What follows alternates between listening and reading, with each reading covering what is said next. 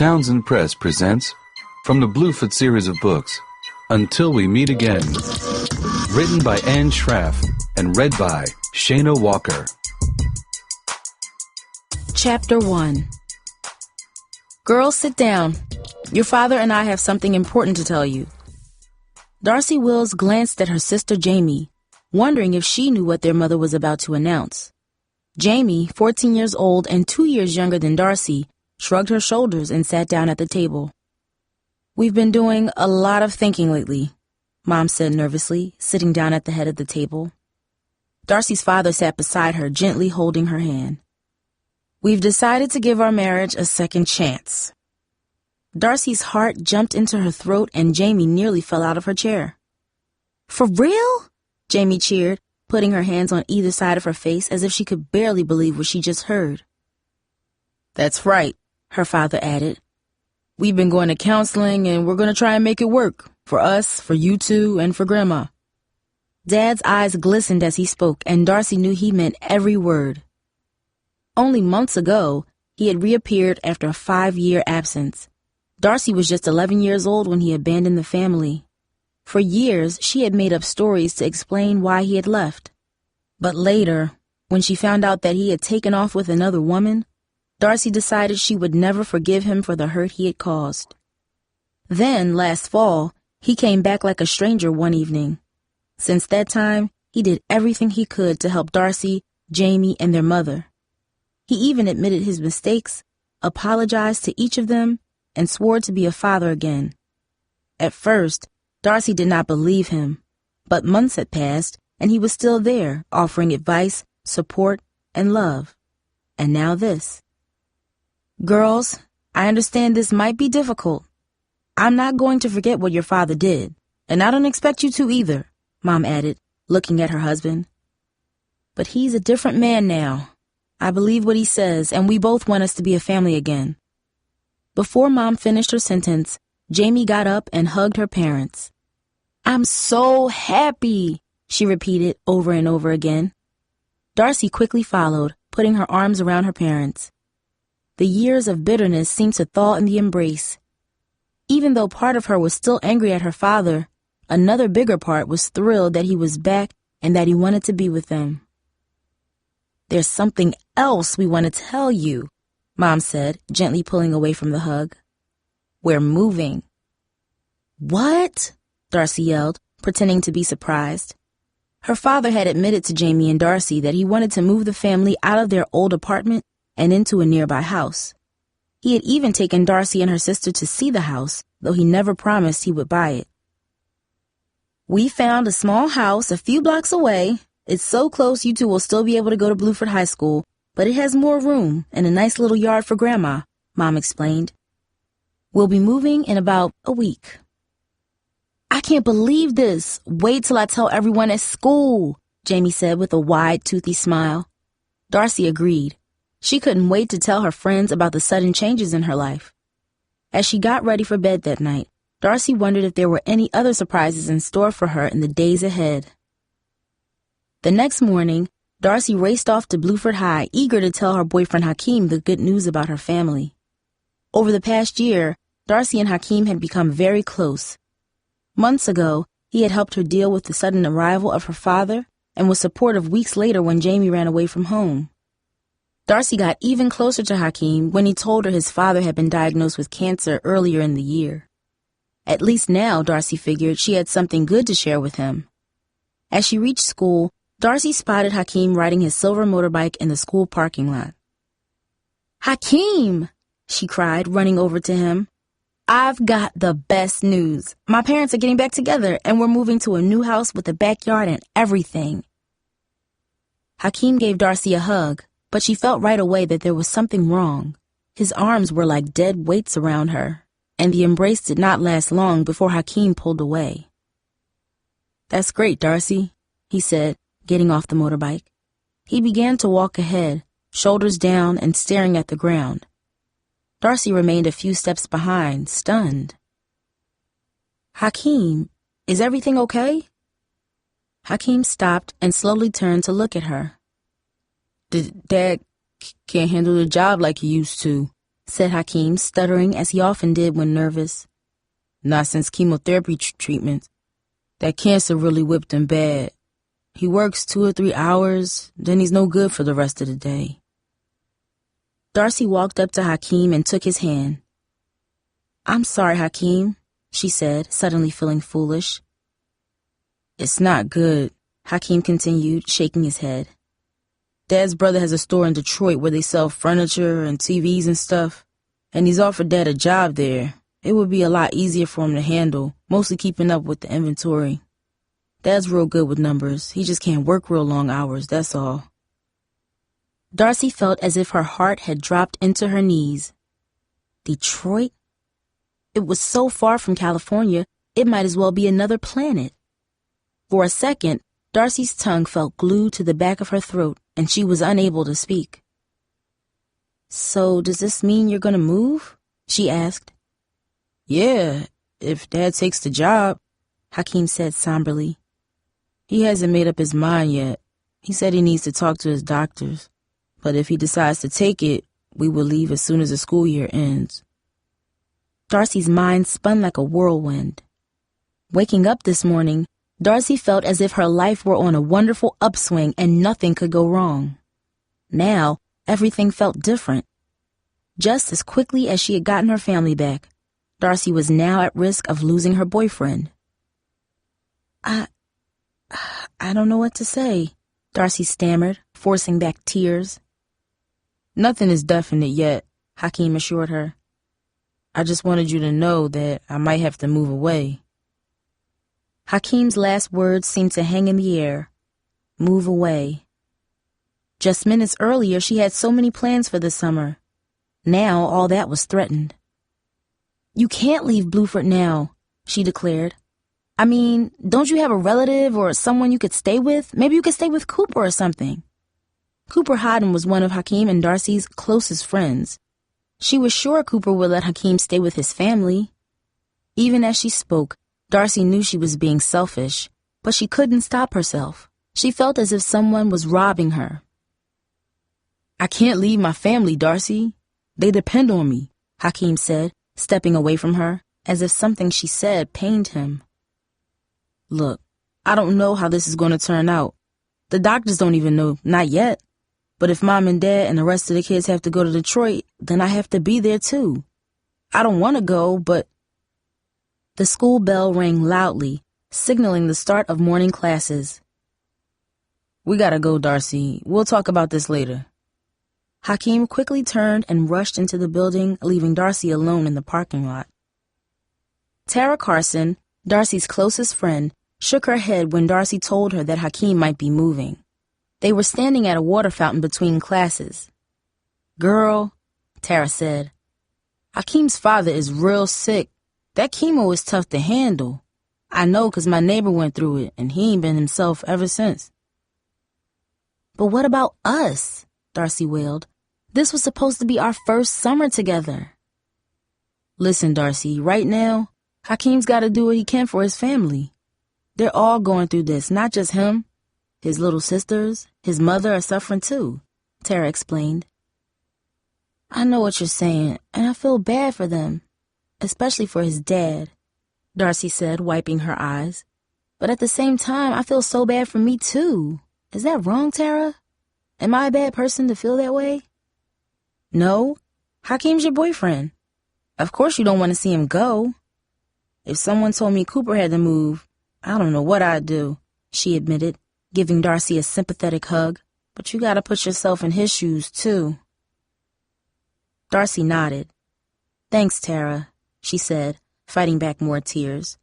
She knew Tara was right. Moving would be harder on Hakeem than anyone else.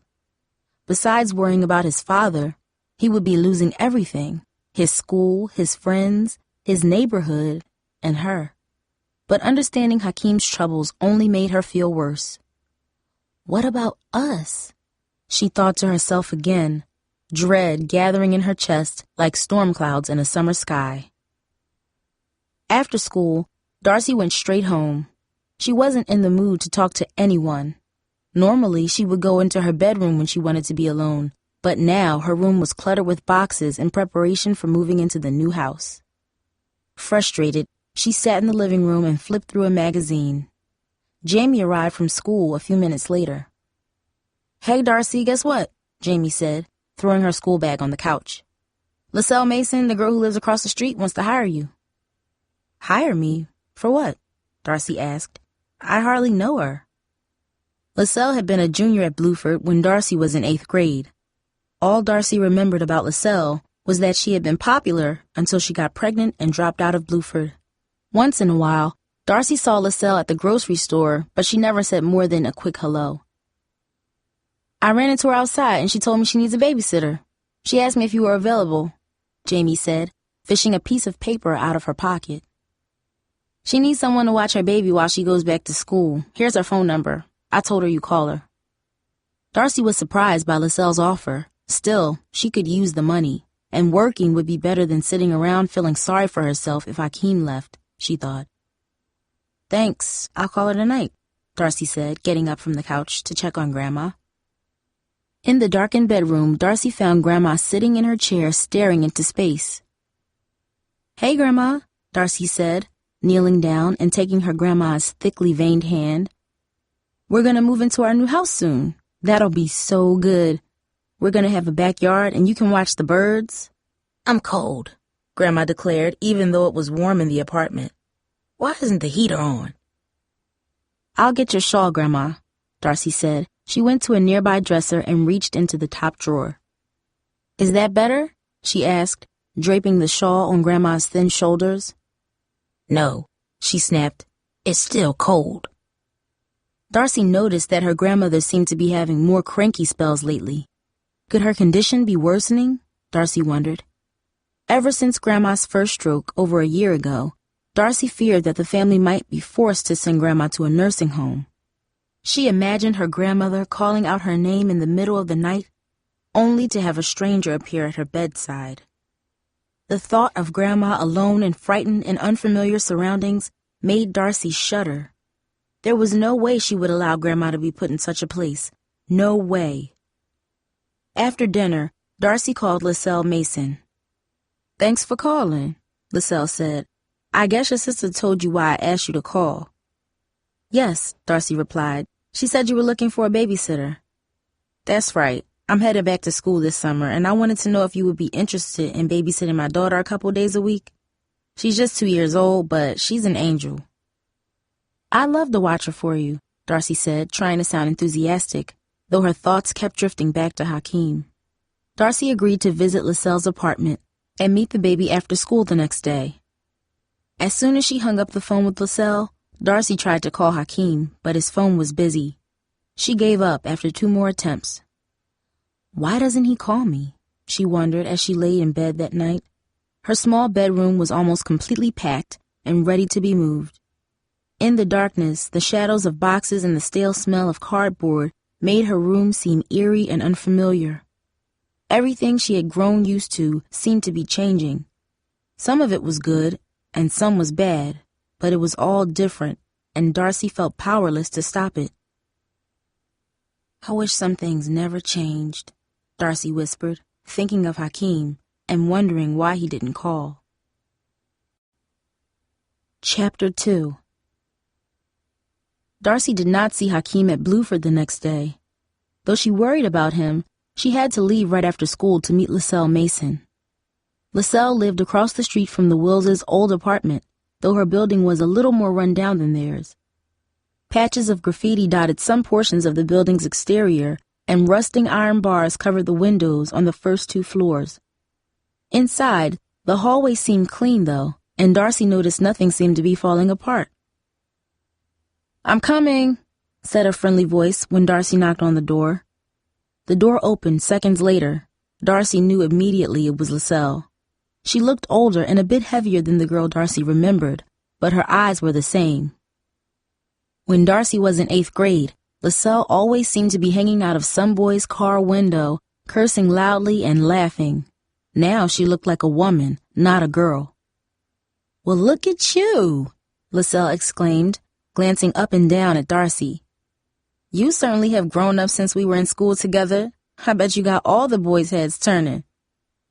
Not really, Darcy said, a bit embarrassed by LaSalle's attention. Thanks for offering me this job, Darcy added, hoping to change the subject. Darcy, I'm just glad you're available, LaSalle confessed. You know how hard it is to find a good babysitter? I know you'll be good. I remember how you were in school, always getting the grades and being responsible and mature, LaSalle continued. Even when you were in middle school, I could tell that you were that way. Other kids may have made fun of you, but where are they now? I'd never trust my baby with any of the people I was friends with back in high school, but I know I can trust you. Thanks, Darcy replied, unsure if she should feel flattered or a little insulted. Just then, a chubby toddler emerged from the bedroom and ran into LaSalle's knees. Kalina, I want you to meet somebody, LaSalle said tenderly, picking up the toddler and handing her to Darcy. Say hello to Darcy, baby. Kalina put her hand in her mouth and stared into Darcy's eyes. Her soft, round face looked just like her mother's. Darcy instantly fell in love with the baby. She's beautiful, Darcy exclaimed, lifting Kalina high into the air. I would love to take care of her, LaSalle. She's my pride and joy, LaSalle said, beaming. Now you see why I gotta get back to school. She deserves better than this place. I can't wait to get a good job so I can afford my own apartment, and I won't have to share it with no one, especially Brian. I may love him 'cause he's my brother, but that don't mean I always gotta like him. Darcy had not heard anything about Brian Mason for years.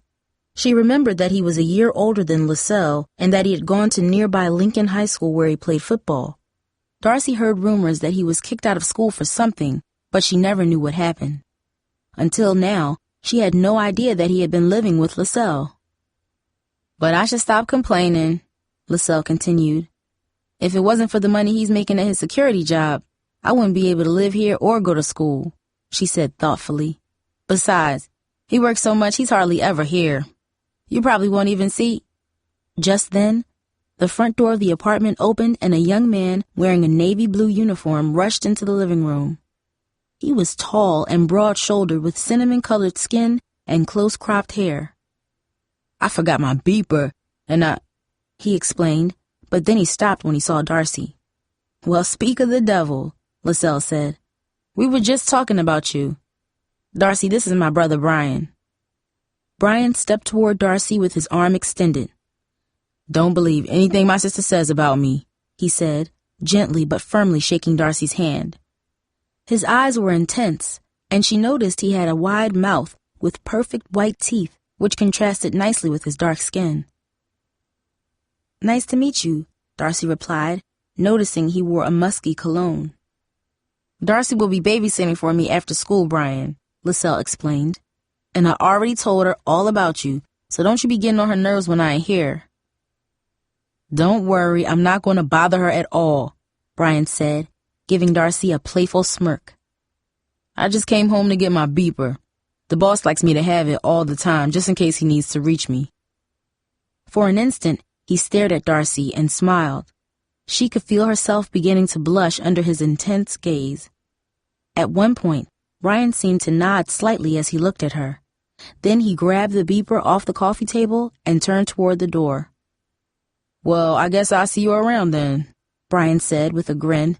He glanced one last time at Darcy before walking out the door. Darcy smiled. He seems nice, she said to LaSalle after Brian left.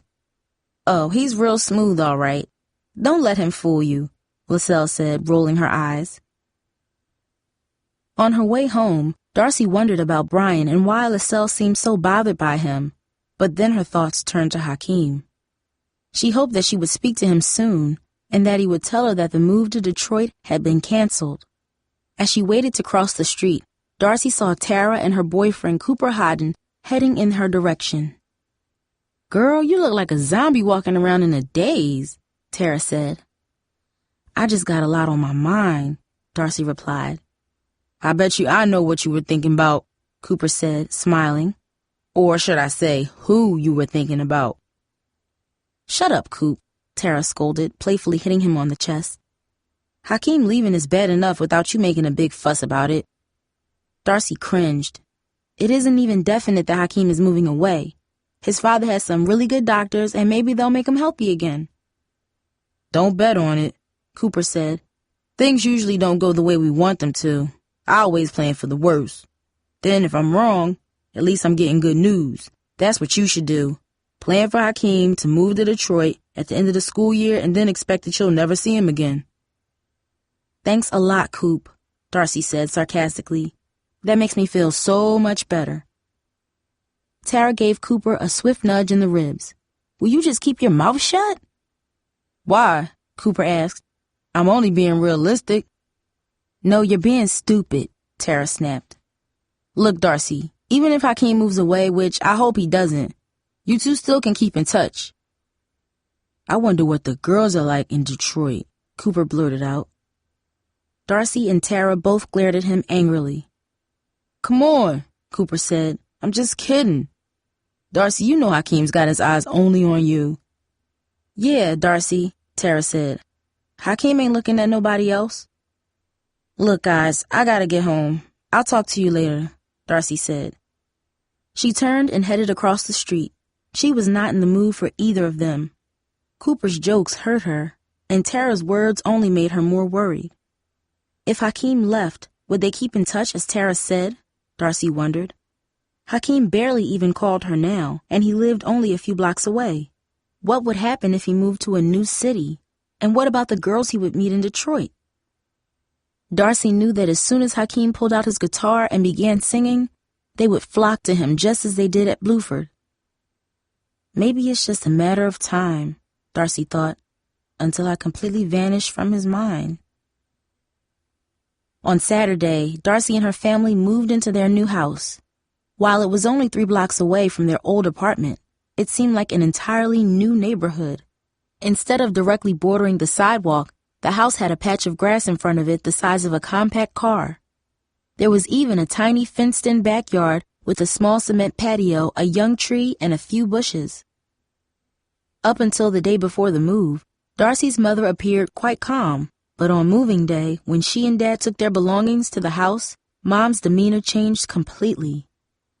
Oh my goodness, what a beautiful room! Mom exclaimed when she first saw the master bedroom. Look how big! Oh my! She gasped over and over again. Remember, Maddie, I promised you a room fit for a queen, Dad said proudly. Well, here it is. I'm finally making good on my promises. Darcy was thrilled to see her mother overwhelmed with joy in the center of the spacious room. Carl, I can't believe my eyes. I feel like pinching myself just to make sure I'm not dreaming, Mom said happily. This is really our home? Maddie, you and the girls deserve this and more, Dad said, hugging her. The family was making a new start, Darcy thought. Everyone seemed ready to put the painful past behind them, almost as if it had never happened. Even Jamie was caught up in the excitement of the move, going from room to room saying, "Can you believe this?" Darcy wanted to feel as enthusiastic as the rest of her family, but she couldn't. Where everyone else focused on the family's new beginning, Darcy kept worrying about what might be ending. Standing in her new house, Darcy could not stop thinking about Hakeem moving to Detroit. "Angel Cake, what's happening?" Grandma asked, snapping Darcy out of her thoughts. In the new living room, surrounded by unfamiliar walls and furniture, Grandma looked uncomfortable and small in her wheelchair. "We're in our new house, Grandma," Darcy said. Then she gently wheeled the frail woman from room to room and explained what each room was. "Look, Grandma," Darcy said, moving her outside to the tiny patio in the backyard. "In that tree there's a birdhouse, and it's already full of birds." Darcy was happy to see that the tree provided shade and blocked some of the view from the surrounding houses and apartment buildings. "Are the birds singing?" Grandma asked, gently tilting her head to see the clusters of birds perched in the tree's branches. A thin smile stretched over her weathered face. "Yes," Darcy said, kneeling beside the wheelchair. It warmed her heart to see Grandma happy. Darcy had worried about whether Grandma would be able to handle the stress of living in a new home. Seeing Grandma smile made Darcy feel the new house might actually improve Grandma's health. "I like to hear the birds sing," Grandma said. "I want to hear them sing to me every day." She lifted her frail hand and waved to the birds. Just then, Jamie stepped outside. She gave Grandma a hug and said, "Isn't this great? Aren't we all so lucky?" "Blessed," Grandma smiled. "We are all blessed. I'm so glad we moved back to Alabama. It's good to be home." Darcy and Jamie exchanged a sad look. Grandma had not been the same since her stroke. The once powerful, strong-willed woman was now a shadow of her former self. "I'm tired, Angel Cake, I'm tired," Grandma said softly after a few minutes outside. Darcy quickly helped Grandma into bed for a nap. Leaving the old woman's bedroom, Darcy walked through the new house, listening to the sounds of her family getting settled. Jamie kept running back and forth to the car to unload her belongings. Mom and Dad were talking softly, their conversation occasionally interrupted by Dad's booming laughter. At times, Darcy could hear Mom let out a nervous giggle, as if she was suddenly happy, but afraid to admit it. Darcy wondered if they would be okay in the new house.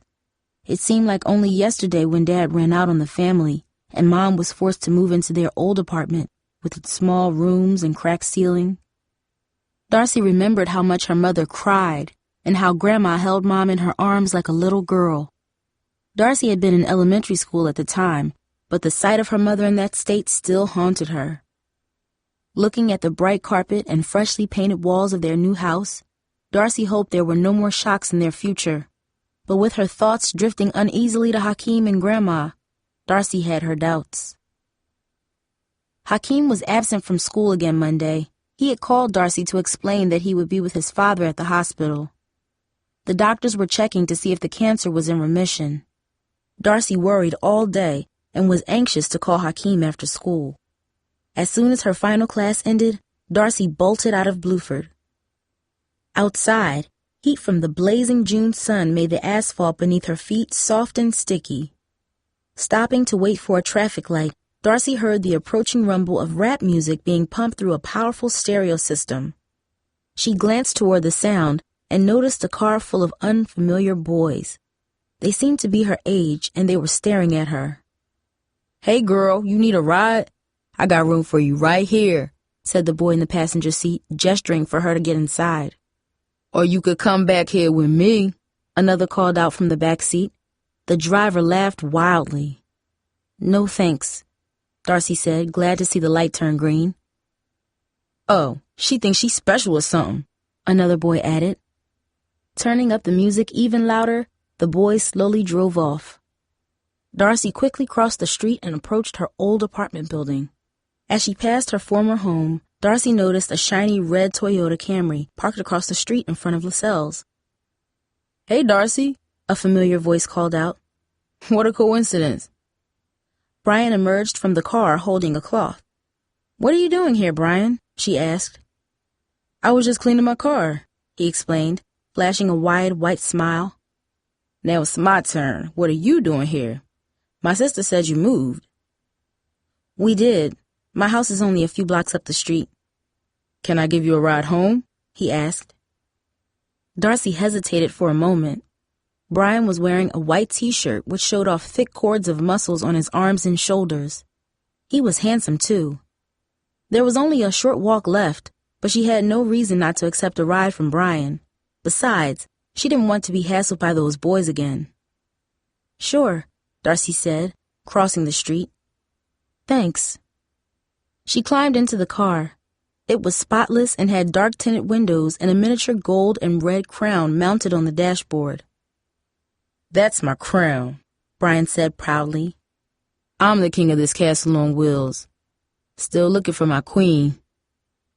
"It's a really nice car. I can't wait till I get a car of my own. Then I could go anywhere," Darcy said, imagining herself driving to see Hakeem in Detroit.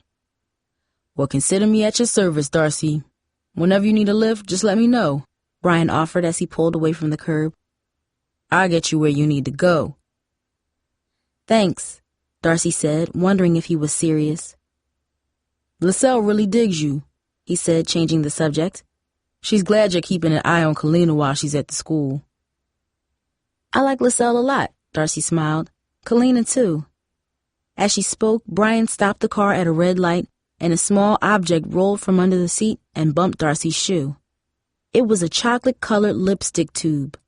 Brian didn't seem to notice it, so Darcy nudged it back under the seat. "So, you a sophomore at Bluford?" he asked. "Yeah, but only for a few more days," Darcy answered. "I can't believe I'll be a junior next year.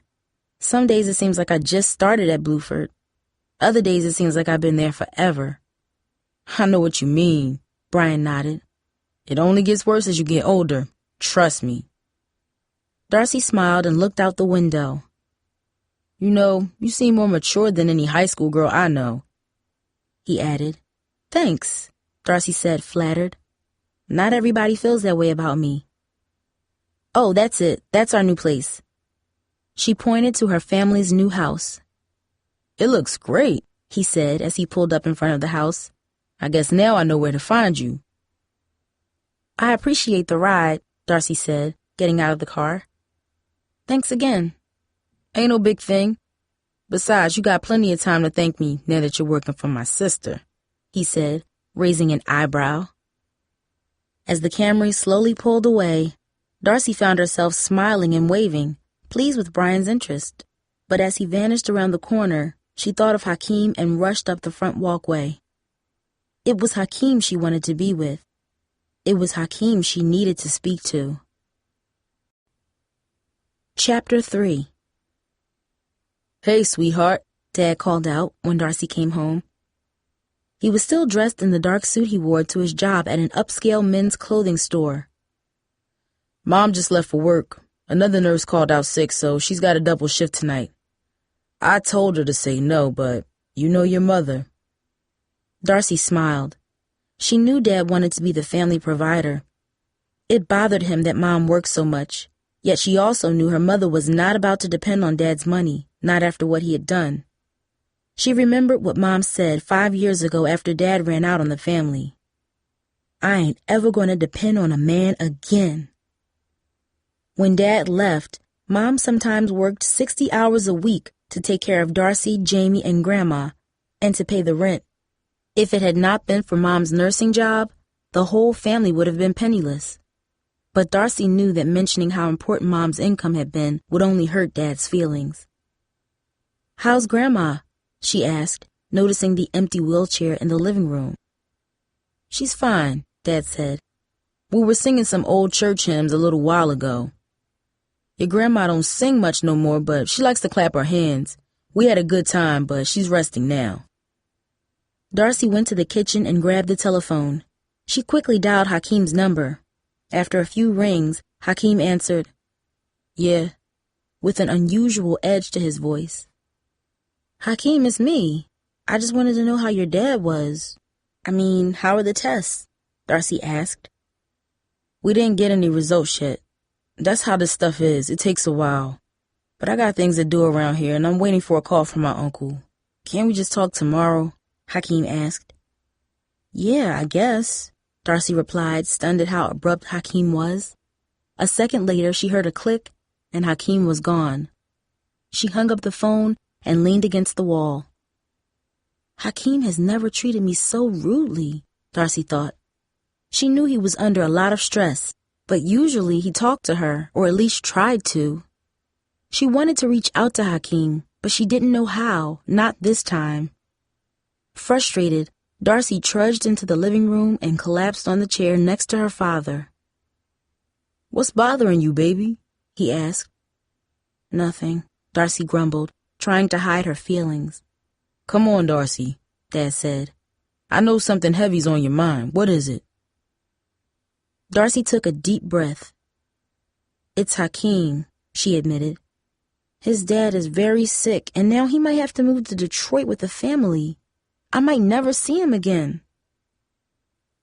Her father nodded thoughtfully as she spoke. When she finished, he folded his arms on his chest and looked up as if he were searching for something in the ceiling. "Well now," he began, shifting his body several times. "That's a tough one. I'm no expert on high school romances, he continued cautiously, appearing uneasy. But I know most guys and girls usually don't stick with the people they date in high school. You're gonna like a lot of guys before you find the right one. Hakeem's a nice guy, but you'll meet others. Give it some time. You haven't even gone to college yet. Darcy rolled her eyes at her father's words. How dare he suggest her relationship with Hakeem was trivial? Dad, I don't want anyone else, she yelled, struggling to calm herself. I really care about Hakeem. Can't you understand that? I'm sorry, baby, Dad said, lowering his head.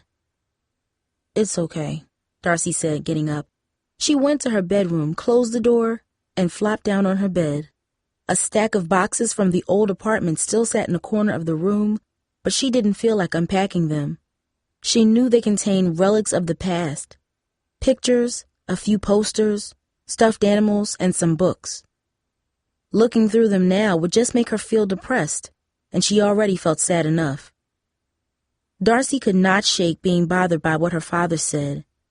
Part of her wished she had not told him anything, but another part wondered if Dad's words might be true.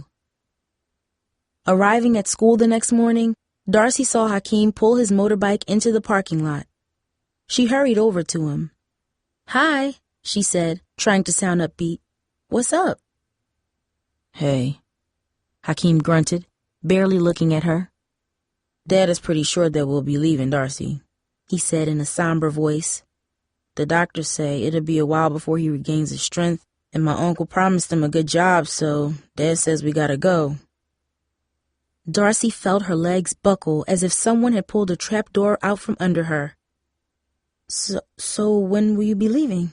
She stammered, steadying herself, her heart pounding heavily. School gets out June 10th. We leave right after that, so it'll be in 2 weeks. With those words, Hakeem turned away. So soon? I didn't think things would happen so fast, Darcy said. She knew tears were welling up in her eyes, but she didn't care. She wanted Hakeem to see how much he meant to her, how devastated she was. Tears rolled down both sides of her face. Aren't you even upset? Darcy challenged, angered by how unemotional he seemed. This can mean the end for us. Look, Darcy, don't make this any harder, Hakeem replied, finally turning around. I don't like it any more than you do. Then he slung his backpack over his shoulder and headed toward Bluford. Darcy wanted him to say something else, something more, but he was silent. She felt cheated, as if events were conspiring to make her life miserable. Hakeem, wait, Darcy cried.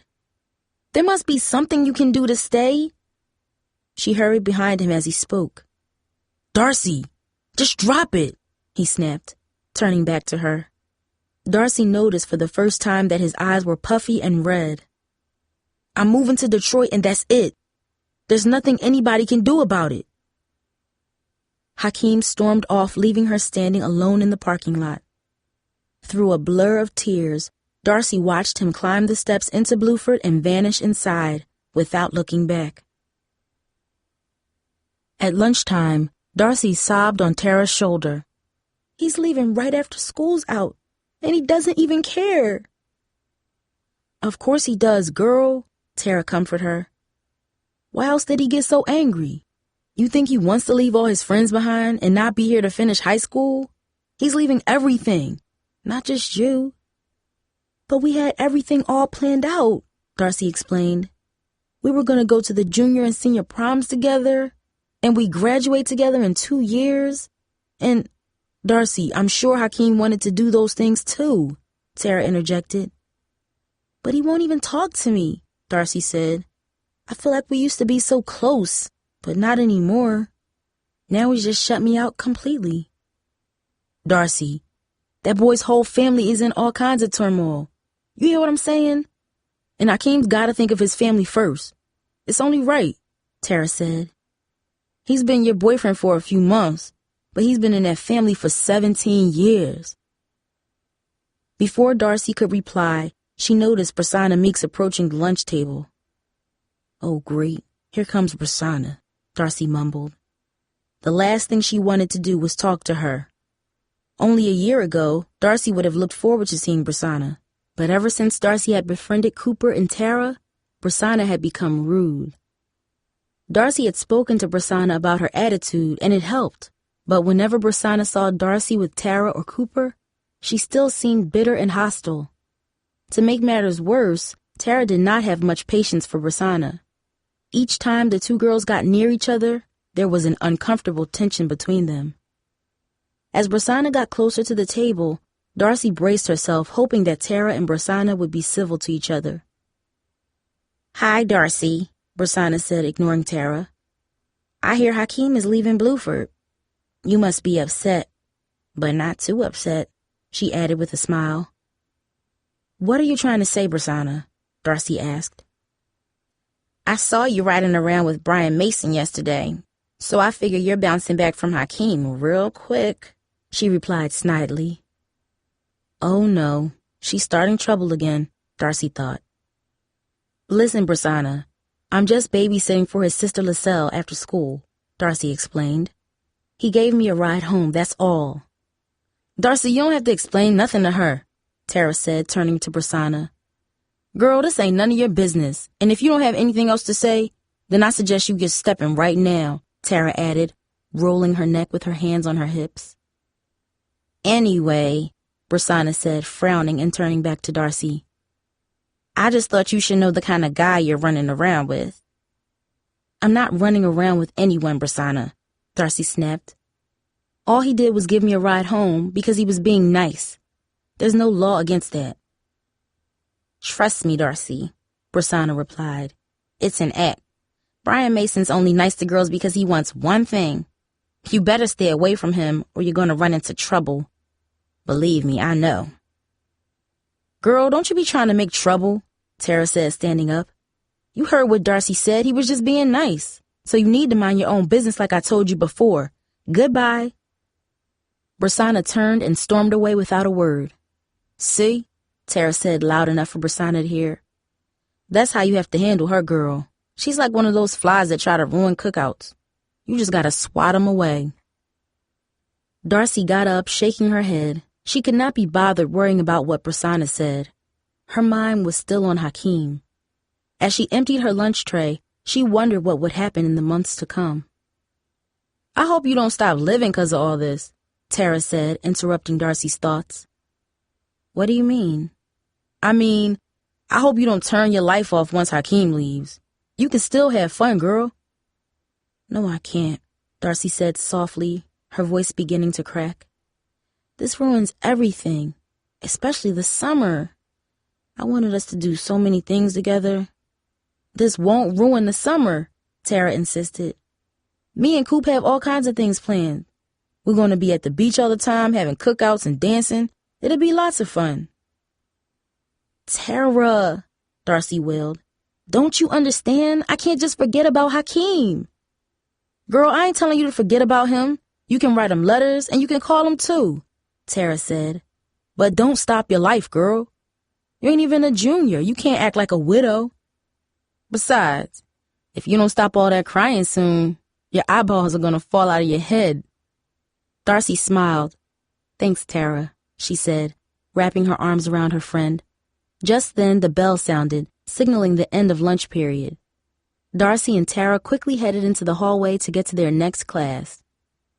"It'll be okay, girl, you'll see," Tara said as she turned down a separate corridor. Darcy was grateful for her friend's support, but as she watched Tara disappear in a crowd of students, she knew there would be more tears ahead. After school, Darcy went straight to LaSalle's apartment. It was her first day babysitting Kalina. "Hey, Darcy," LaSalle said, opening the apartment door. "Come on in." As Darcy entered, LaSalle grabbed a backpack from a nearby table. "Kalina's asleep in her crib. I left 2 bottles of milk in the fridge and some snacks on the kitchen counter, and there's a box of toys right next to the crib," LaSalle explained. "We'll be fine," Darcy replied. "You just concentrate on school and don't worry about me and Kalina." "I'm kind of nervous about going back," LaSalle admitted. "I've been out for so long, everything might sound like a different language to me." "LaSalle, you're going to do great," Darcy said enthusiastically. You'll be ahead of your class in no time. Girl, I hope so. This is my chance to make a better life for me and my baby. I owe it to her, to both of us, LaSalle said, glancing toward Kalina's crib. You're a good mom, Darcy said sincerely, and I'm sure Kalina's going to be real proud of you one day. Thanks, Darcy. LaSalle smiled and took a deep breath. Well, I want to get there a little early on my first day.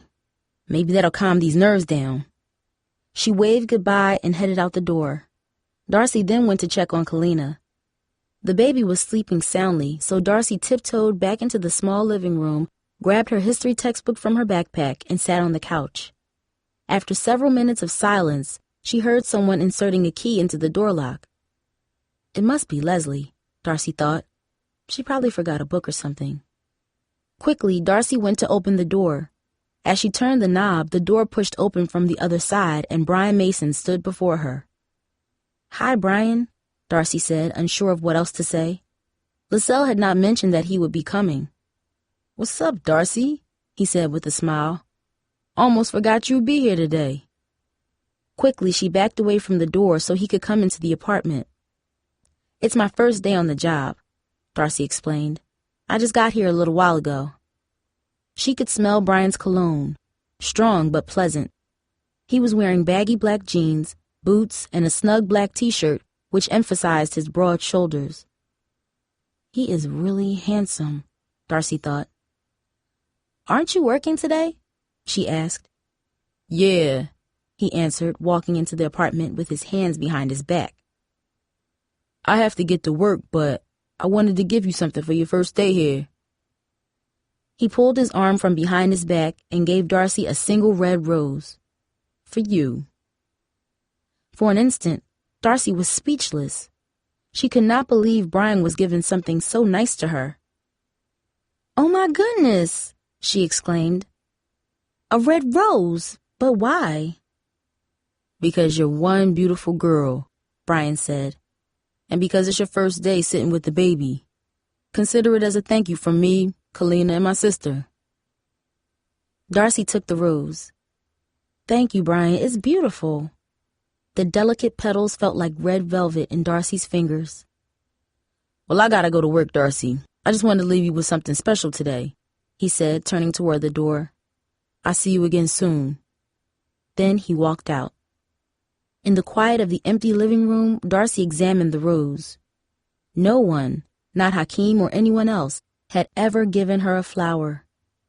Twirling the stem in her fingers, Darcy felt a thorn prick her thumb. Ouch! She cried, as a tiny bead of blood appeared where the thorn had stabbed her. Sucking the salty blood from her thumb, Darcy wondered about Brian. Had he given her the flower just to be nice, or did the rose mean something more? Chapter 4. Looking at the red rose in her hand, Darcy wondered what Hakeem would say if she told him about Brian's present. Of course the rose doesn't mean anything. It's just a friendly gift, Darcy assured herself. But would Hakeem feel the same way? A tinge of guilt crept into Darcy's mind.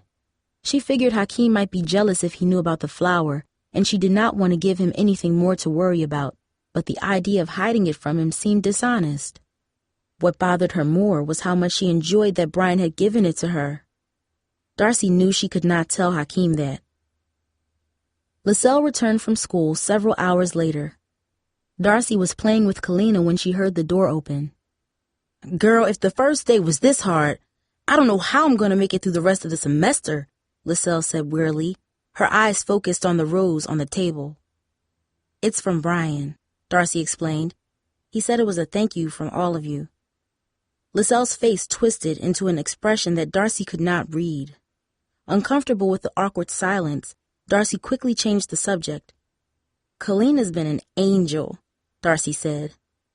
Thanks a million, Darcy, LaSalle replied, her face becoming more relaxed. I just don't know what I'd do without you. Don't mention it, Darcy said. So I'll see you the day after tomorrow. Walking out of the apartment, Darcy grabbed the rose and held it close to her chest. She wondered why LaSalle acted so strangely when she noticed the flower.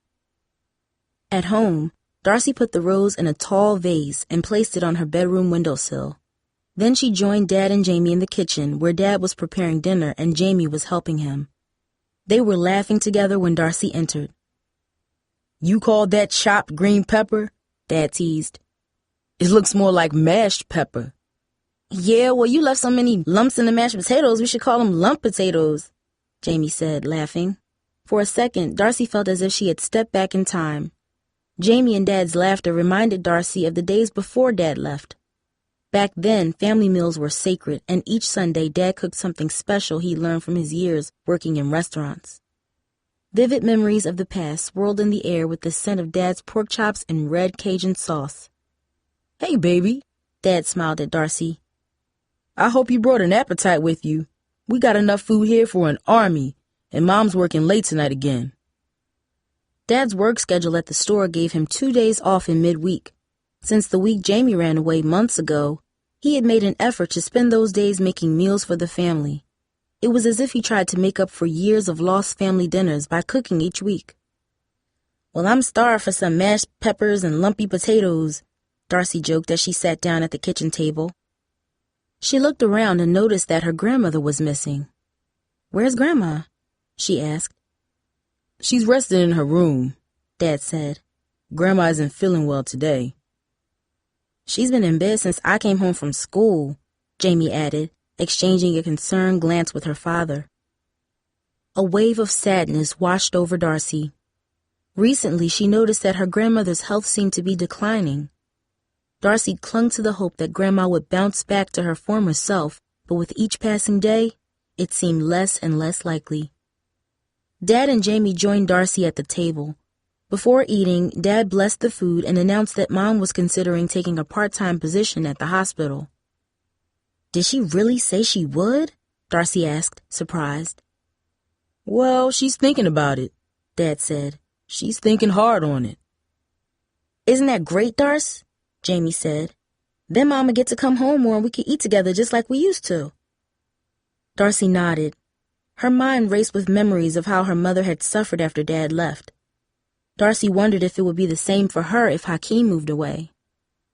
"Darcy, you okay?" Dad asked. "You seem like you're someplace else."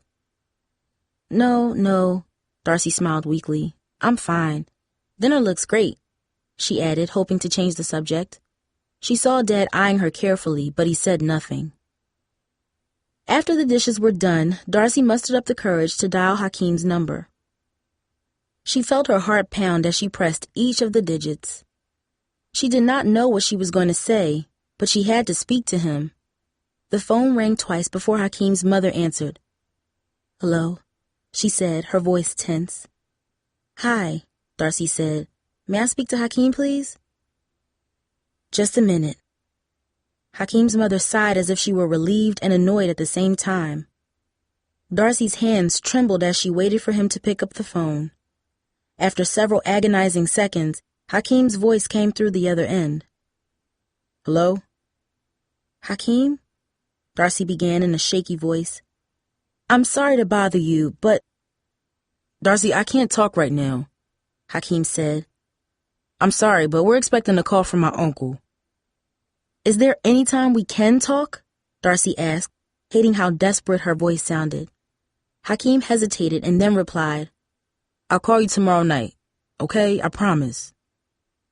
"Okay," Darcy replied. "Thanks for understanding.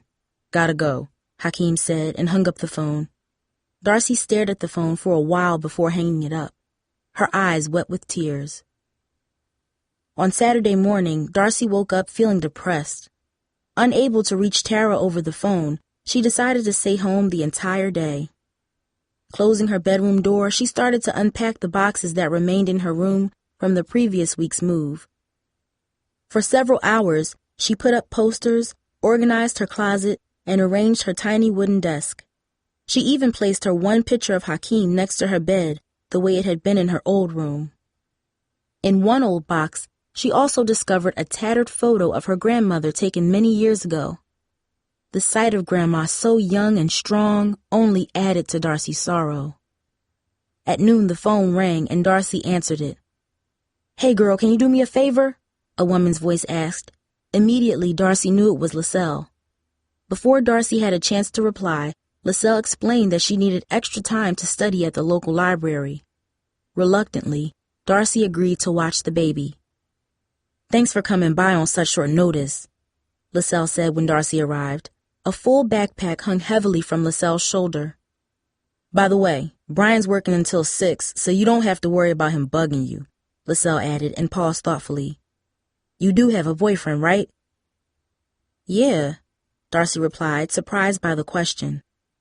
"Good," LaSalle sighed, as if what Darcy said had somehow calmed her. "So y'all been going together for a long time?" 6 months, Darcy said, wondering why LaSalle was so curious. "You go, girl," LaSalle exclaimed. "I'm happy you got someone special. You deserve it. Just be careful and make sure you protect yourself. You don't want to end up like I did, 17 and pregnant." "We never, we don't have anything to worry about," Darcy stammered, a bit surprised by LaSalle's frankness. "His family might be moving away in the next week or two. I'm not sure what's going to happen with us this summer." "Really?" LaSalle said. For an instant, Darcy thought LaSalle's face tensed up, but just as quickly the look on her face vanished. "Well, don't worry. If he's the right one, you'll see him again." LaSalle glanced at the clock on the wall as she spoke. "Well, I gotta get to the library. Bye, Darcy." LaSalle grabbed her keys and headed out the door. Darcy sat down in the small living room. She could not figure out why LaSalle suddenly seemed so interested in her personal life. Darcy wanted to believe that LaSalle was just being friendly, but her instinct told her that something else was going on. But what? And what about LaSalle's comment about Hakeem? Darcy wondered. If he's the right one, you'll see him again. The words were still running through Darcy's mind as she walked back to her house later that afternoon. When Darcy got home, she went to Grandma's room where Jamie was pulling the covers up for Grandma. "Hi, Darce," Jamie said. "Can you stay here with Grandma for a while? Dad and I want to do some shopping at the supermarket." "Sure, go ahead. I'm not going anywhere," Darcy answered glumly. After they left, she sat with Grandma, gazing out of the bedroom window as heavy gray clouds gathered overhead. Darcy hoped Hakeem would call. Each time the phone rang, Darcy rushed to answer it, thinking it was him.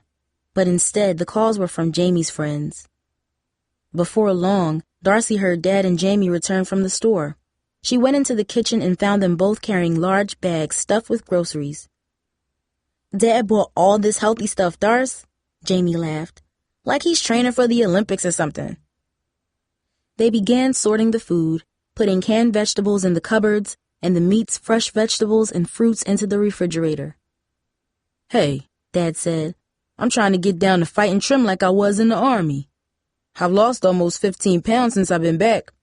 I hope I can keep it off." Darcy noticed Dad was watching her closely. "You all right, Darcy?" he asked. "I'm fine," she replied, glancing at her father in his t-shirt and blue jeans. She could see that he had lost weight. He looked 10 years younger than he did when he first came back. Looking at him, Darcy remembered what LaSalle had said about seeing Hakeem again. If Dad could come back, Darcy hoped, maybe Hakeem might too. "You sure everything's okay?" he asked. "Everything's fine, Dad. I just have lots of studying to do for exams," she said, and then retreated to her room. As she closed the bedroom door, she noticed the rose Brian had given her. It was now the size of a fist, its blood-red petals fully opened and blooming. Staring at the flower, Darcy waited for Hakeem's call. At 8 o'clock the phone rang, and she rushed to the kitchen to answer it. "Hello?" she asked, nervous to speak to Hakeem. "Darcy, it's Brian. Is it too late to call?" "No, it's fine," she said, surprised to hear Brian's voice.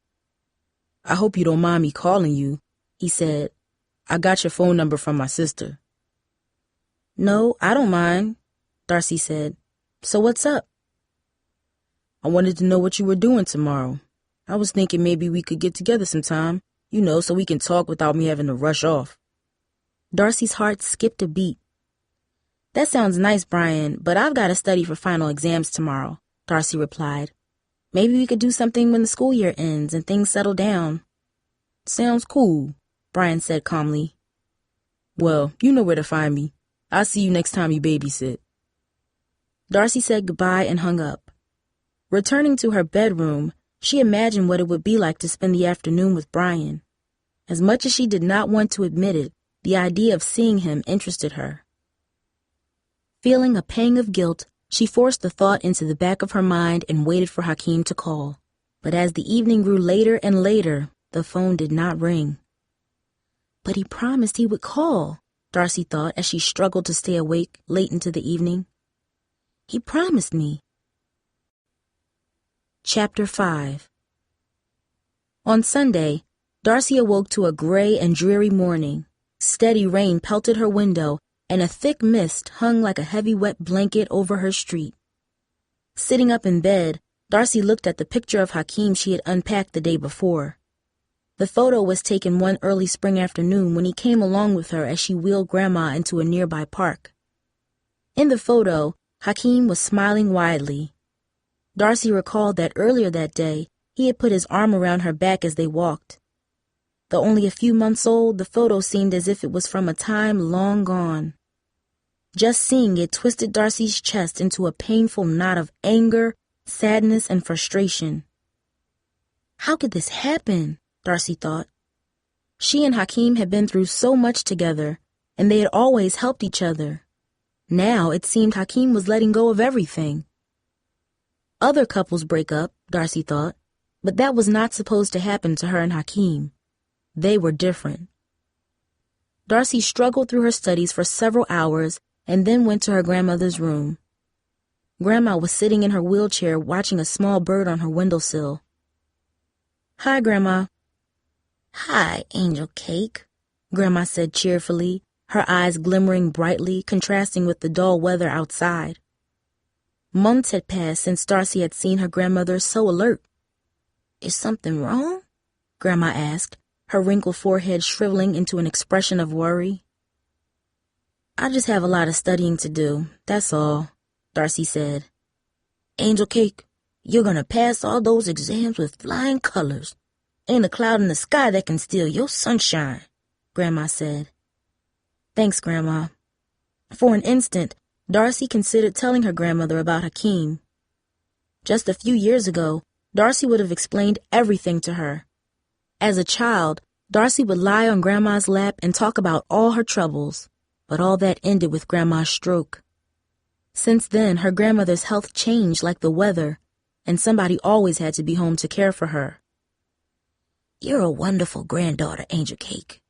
You're gonna be okay, Grandma said. Thank you, Grandma, Darcy said and hugged her.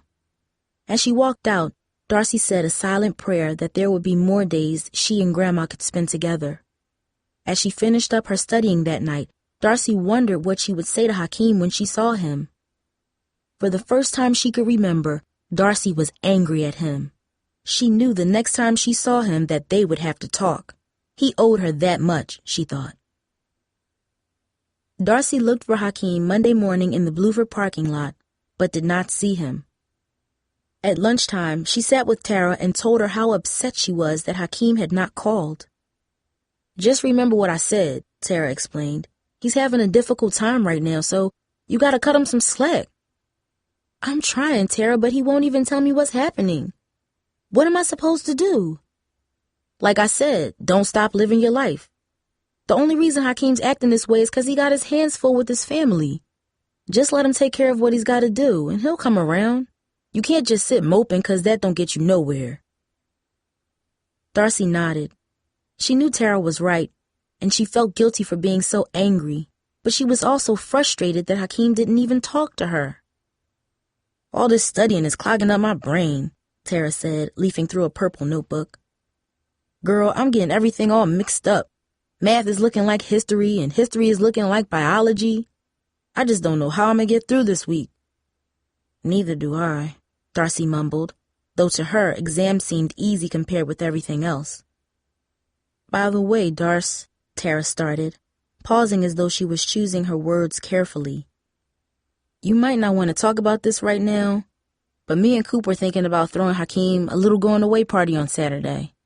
We were talking about going to his favorite pizza place, Nico's. Just the four of us, like old times. Oh, Darcy said, feeling her heart rise into her throat. The words going away seemed to hang in the air. That sounds really nice. Let me see what I got planned for that day. What you got planned for that day? Tara asked, raising her voice. Your boyfriend's going away party? Of course you'll be there. Why wouldn't you? I'll try to be there, Tara, Darcy explained. But I might have something else to do that day, that's all. Lyselle might need me to sit with the baby, or Mom might need me to look after Grandma. I'll let you know in advance, though. Well, please do, Miss Darcy, Tara said sarcastically. Let me know when you can find a minute for us in your very busy schedule. I mean, we're only your best friends. I'm sorry, Tara, Darcy said, putting her hand over Tara's. It's just that I can't think about Hakeem going away. I'm just not ready to deal with it, you know? I keep hoping that something will change and he'll be able to stay. Oh, girl, Tara said warmly. It doesn't have to be over. Give this thing time, Darcy, and stop expecting the end of the world. Right now, we gotta deal with what's real. And what's real is that Hakeem is moving to Detroit. That don't mean forever, but it does mean that we don't have much time to say goodbye. Now, what's the best thing we can do with so little time? The way I see it, we should have fun like we used to. That's why you should be with us. I know you're right, but I'm not sure. Darcy, I'll be really disappointed if you don't show up. We're your friends, Tara said. I know, Tara, but I wouldn't expect you to be happy if Cooper moved away, Darcy replied sharply, headed to her next class. When Darcy got home, she heard Grandma calling, Angel Cake! I'm coming, Darcy answered, heading towards the bedroom. I need to go to the bathroom, Grandma said, reaching for her walker. Darcy grabbed it and helped her grandmother to her feet. Grandma was unusually wobbly. Darcy steadied her and carefully helped her get to the bathroom and then back to bed. Grandma walked slowly, mumbling at one point, I can't go no further. I gotta sit down and rest. It's okay, Darcy assured her. Just a few more steps, we're almost there. Once she was back in bed, Grandma huffed wearily as Darcy helped to cover her. That's better. Now you just rest. Darcy watched as Grandma slowly closed her eyes and drifted off to sleep. She had never seen her grandma look more frail and helpless. Darcy closed her eyes briefly, and distant memories flooded her mind. In flashes, she could see Grandma playing with her as a small child, helping with homework, and later supporting Mom when Dad ran out on the family. In all her childhood memories, Darcy never imagined her grandmother would become so weak and vulnerable. A deep sadness swept over Darcy as the memories streamed through her mind. She could almost feel time passing, and yet she was powerless to stop it. While the year had brought her a new home and the return of her father, it also threatened two people Darcy loved, Grandma and Hakeem. During the next few days, Bluford's corridors seemed charged with tension. Some students wandered the halls looking frazzled from last-minute cramming for their final exams. Others seemed energized by the warm weather and the knowledge that summer vacation was only days away. Although Darcy hated studying for finals, she was glad to have something to distract her from her worries. Well, we've gotten through 3 days already, Darcy said when she saw Tara and Cooper in the cafeteria. Just today and tomorrow to go. Girl, I don't know, Tara said in between sips of a soda. This stuff ain't easy. I don't know how much more I can take. The weekend can't get here fast enough. Just then, Darcy spotted Hakeem approaching the lunch table.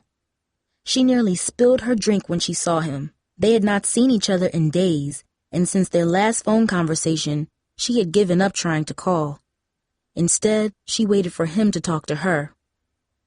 Hey, look who it is, Cooper said as Hakeem pulled up a chair at the table. The two boys slapped hands as Hakeem sat down wearily. Darcy noticed immediately that Hakeem was avoiding eye contact with her. How your exams going?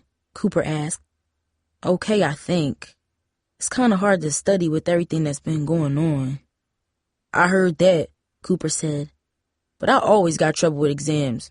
The only one who don't is Einstein over here," Cooper said, pointing to Darcy. "It's true," Tara added. "Nobody studies as much as you do, but no one does better neither." Darcy forced a smile. She was not in the mood to be the center of attention. All she wanted was to talk to Hakeem alone. For a second, the table was unnaturally quiet. Darcy could sense that Tara and Cooper knew she was upset and were trying to figure out what to talk about. "So, we all getting together Saturday night?" Cooper asked, looking at Darcy. Darcy said, unsure what to say. "Yeah, sure." "It's gonna be fun, y'all," Tara said, seeming as if Darcy's response relaxed her. "Just like old times," Cooper said, dumping a thick red glob of ketchup on Tara's plate of French fries. Darcy glanced at Hakeem, but as soon as she caught his eye, she turned away. She could not hide how sad she felt and did not want to start crying in the middle of the crowded cafeteria. "Can we talk after school?" Hakeem asked. "Just the two of us?" "Sure," Darcy nodded, looking down at the table. "I'll meet you in the parking lot after last period," Hakeem said. For the rest of the day, time seemed to race. Sitting in her last class, Darcy could almost feel each precious second stream by and vanish. Even the boring moments in class would soon be gone. One day, Darcy suspected, she would want even them back. Struggling to sit still, Darcy knew she would endure a year of boring days at Bluford if only Hakeem would stay right where he was. Her thoughts were shattered by the sound of the final bell. Everyone bolted from their desks and Darcy headed for the parking lot. Hakeem was there, leaning against his silver motorbike. "Hey, Darce," he said when she reached him.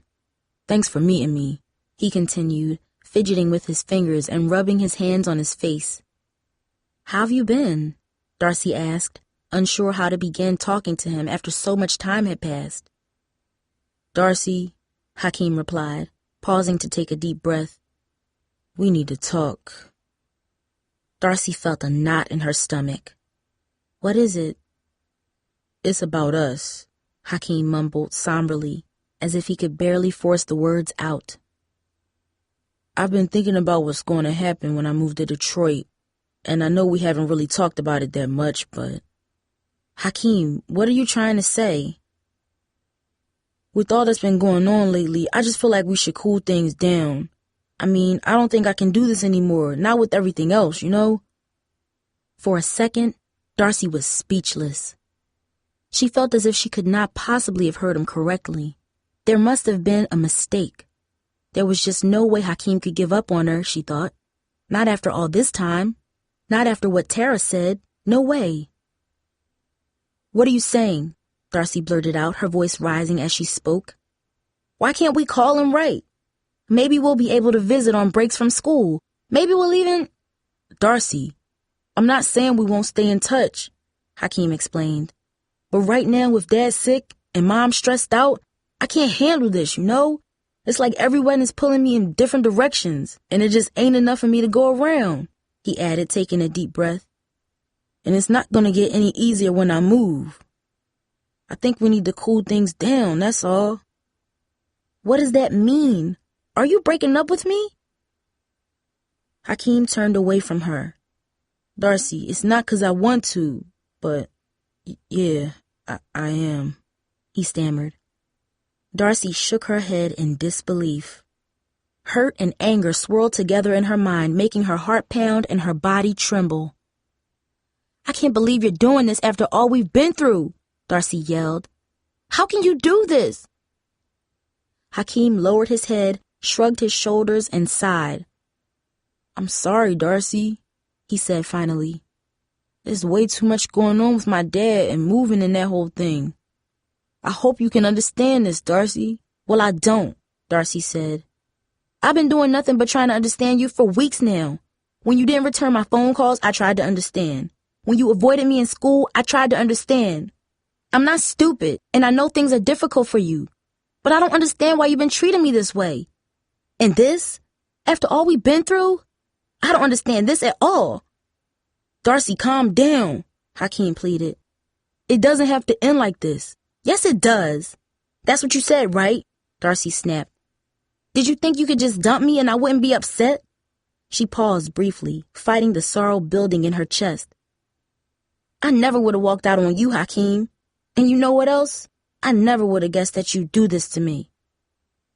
Tears of anger and hurt stung Darcy's eyes as she turned and stormed away. Darcy, I'm sorry, Hakeem said again as she left, but she did not turn to face him.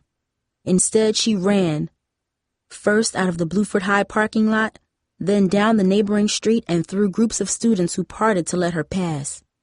The more Darcy ran, the more she cried. Hot, salty tears streamed from her eyes and snaked across her cheeks into her hair. Darcy finally stopped at a small park, leaned against a tree, and buried her face in her hands. It's over, she thought. Hakeem and she were no longer together. Everything she feared was true. Wiping her eyes, Darcy heard a vehicle slowly approaching the curb near her. She was certain Hakeem was coming to talk to her. Quickly, she dried her eyes to hide that she'd been crying. You okay, Darcy? Asked a voice much deeper than Hakeem's. I saw you sprinting down the street. Darcy turned to see Brian sitting in his Toyota. I'm fine, she answered awkwardly, embarrassed that he was seeing her in such a state. Brian stepped out of his car and walked over to her. Before she knew it, he had put his arm around her shoulder. I'll take you home, he said gently. I'm all right. I just had a fight with my boyfriend. My ex-boyfriend, Darcy said bitterly, shrugging her shoulders. Do you want to tell me about it? Darcy looked up at Brian. His dark and piercing eyes glimmered in the afternoon sun. For a second, Darcy was tempted to tell him everything that had happened, about how Hakeem had just walked out of her life, about how her hopes for the summer were gone. But she didn't feel right telling Brian. Not now. Maybe some other time, she mumbled. Anybody who would let go of you has got to be stupid, Brian said. You sure you don't want to ride home? Darcy glanced at Brian and he gestured toward his car and grinned. Come on, he urged. It's not going to bite you.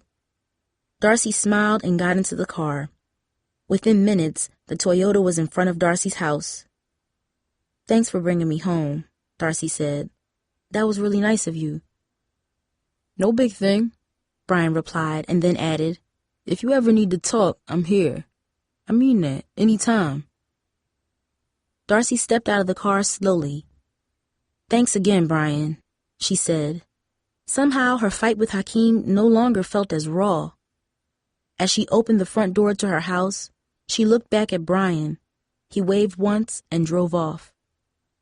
Watching his car disappear down the street, Darcy felt a heavy wave of sadness sweep across her heart. Sadness for Hakeem and the end of their relationship. But even as the sorrow gathered in her chest, she felt something else. Something she did not want to admit to anyone, not even herself. Darcy knew something inside had changed, making the loss of Hakeem seem less sharp and more bearable. Closing the door behind her, Darcy knew the change had to do with Brian. Chapter 6. The last day of school had finally come. Fog blazed brightly in the morning sun as Darcy reluctantly made her way toward Bluford. Nearing the high school, she heard several students talking about how glad they were that exams were over and that summer vacation was about to begin. Darcy wished she felt as they did, but to her, the summer was coming too quickly. Hakeem would be gone in days. Even though he had broken up with her, Darcy still hated that he was leaving and that things had turned out so horribly between them. When she reached her locker, Darcy saw Brasana Meeks headed in her direction. Darcy rolled her eyes and hoped she would pass by, but Brasana came right to her. Hi, Darcy, Brasana said with a tight-lipped smirk. Aren't you glad the school year is over? I couldn't take another day in this place. Yeah, I know what you mean, Darcy replied cautiously. She did not feel like talking to Brasana about anything, especially not Hakeem. Well, I just wanted to make sure everything's okay with you. I mean, I saw you with Brian again the other day, and you looked really upset, she said. So? Darcy challenged. What's it to you? Why are you getting so mad? I just wanted to make sure you're okay, you know? With Hakeem and Brian and everything. I'm fine, Prasanna, Darcy snapped. When did you become so interested in my personal life? What do you mean? Prasanna asked. Can I try and make conversation with you? Well, it's just that you don't seem to want that, Darcy said, closing her locker. Prasanna stepped back and glared at Darcy. How would you know what I want? She yelled. Maybe I act that way because you never give me a chance.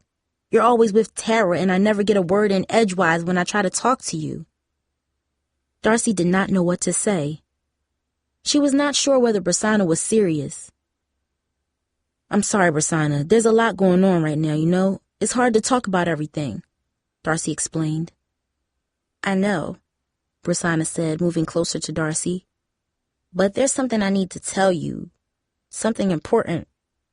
I think you should be very careful with Brian Mason, Prasanna said slowly. I know things about him. Things other people might not know. I tried to tell you before, but I don't want to hear it, Darcy snapped. Now she knew what Prasanna was after. Brian. Like so many times before, Prasanna was trying to stir up trouble, but it wouldn't work, Darcy thought. Bye, she said abruptly. Darcy, just listen for 1 minute. That's it, Prasanna. I can't talk right now, okay? I gotta go, Darcy snapped, turning away. As she headed down the hallway, Darcy glanced back to see Prasanna still standing by her locker. Her mouth hung open as if she had just been slapped. At the end of the day, Darcy and Tara arrived at their lockers at the same time. Hey, girl, said Tara. You're just the one I want to see. How about going to the mall? Thanks anyway, Tara, but I don't feel up to it. I'm just not in the mood to be around a bunch of happy people right now. Then why don't you at least ask Hakeem for a ride home? You two are still friends, right? Tara asked. I don't have anything more to say to him, Tara, Darcy replied bitterly. Not after the way he broke up with me. Besides, he doesn't have anything to say to me either. He already told me everything I need to know. I know you're upset, but don't let that ruin your friendship. You gotta come to the party tomorrow and set things straight with him, Tara said. I'll let you know tomorrow, Darcy replied before walking to the exit. Descending the front stairs of the high school, Darcy remembered countless times she had walked the same steps with Hakeem. Despite her anger, she could not imagine Bluford without him. Outside, the sun blazed, warming the streets and sidewalk. Darcy walked away from the school quickly, trying to ignore the nice weather, which only seemed to mock her feelings. As she approached her house, a familiar voice jarred her out of her thoughts. What's up, Darcy? She turned to see Brian sitting in his red Toyota next to the curb. Hi, Brian. What are you doing here? My boss changed my schedule and gave me the rest of the afternoon off. I thought maybe I'd catch you here. We can go to the beach or something. Darcy hesitated. She did not want to be rude to Brian, but it seemed strange to go out with him, especially to the beach. The only boy who had ever taken her there was Hakeem. Thanks, Brian, but come on, Darcy, he insisted. I promise I'll have you back early. Besides, it's your last day of school, so you should do something special. Darcy smiled, unsure of what to say. She didn't feel like going home and sitting in the living room while the rest of the world was outside. How is it that you always seem to be around when I'm walking home? Good timing, I guess, he replied with a grin. So do you want to join me? He was wearing his navy blue security uniform. As Darcy watched, he unbuttoned his dark blue shirt to reveal a tight gray t-shirt underneath. Okay, Darcy agreed, as long as I'm back by 5. Hop in, Brian said. Darcy climbed into the Toyota and immediately noticed the heavy scent of Brian's cologne. His t-shirt clung tightly to his muscular shoulders, and when he steered the car, his thick forearms rippled with muscle. Darcy did not want him to notice her staring at him. "Thanks for picking me up the other day," she said, shifting her eyes straight ahead. "You really helped me out just by being there." "It was nothing, Darcy," Brian said. "I was just worried about you, with the fight with your boyfriend. Ex-boyfriend," he added, turning toward her briefly. "Yeah, I'm sorry I was so upset. I still can't believe he broke up with me." "Well, that's his loss, Darcy." The car traveled the familiar highway to the ocean. The beach was one of the first places she had ever gone with Hakeem. It felt unnatural to be heading there with someone else, especially another guy, yet in a way she was excited to be there. When they arrived at the shore, Darcy was glad to see that Brian drove to a different part of the beach than she had gone to with Hakeem. "Right here," he said. "This is my favorite spot." The beach was rocky and secluded.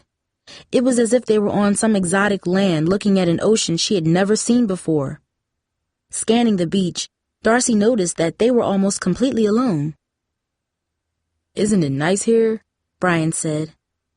"It's beautiful," Darcy answered, nodding.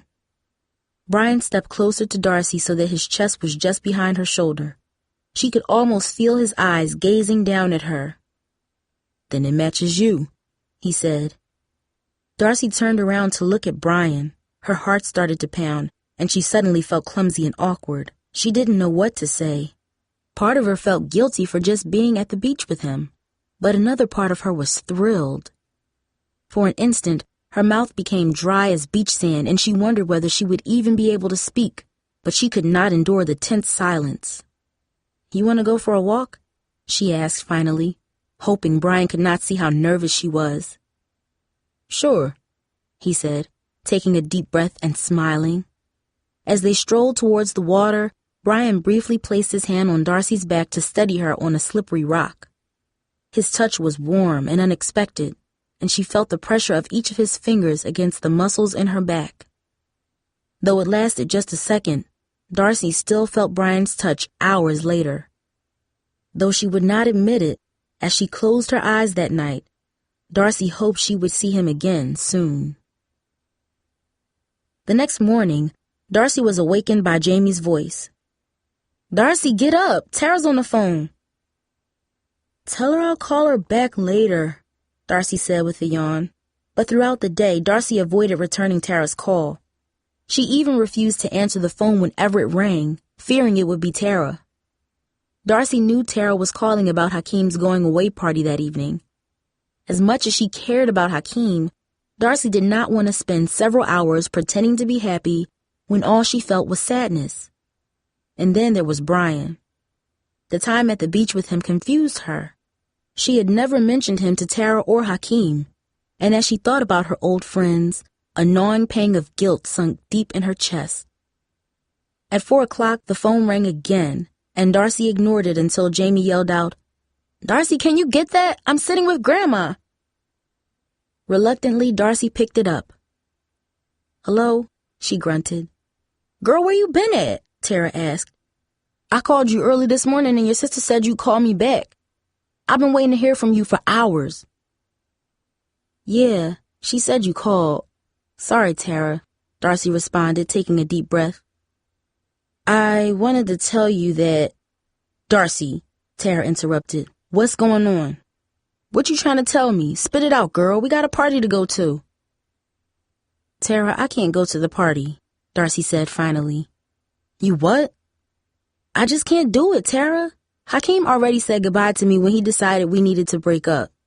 I haven't seen or spoken to him since, and I don't think I can. Not at a party. There's no way I can sit with you all tonight and pretend to be happy. Do you understand?" As Darcy spoke, she wanted to tell Tara more, to mention Brian and the guilt she felt for having such a good time with him, but she could not form the words. For a minute, Tara was silent, and Darcy listened to the electronic hum of the quiet phone line. With each passing second, the silence became more unbearable, and Darcy felt a nervous knot in her stomach as she waited for her friend's reply. "Okay, Darcy," Tara said finally, taking a deep breath. If you don't want to come, that's fine. The three of us will go without you. I hope you understand, Tara, Darcy explained. I don't want you to be mad at me.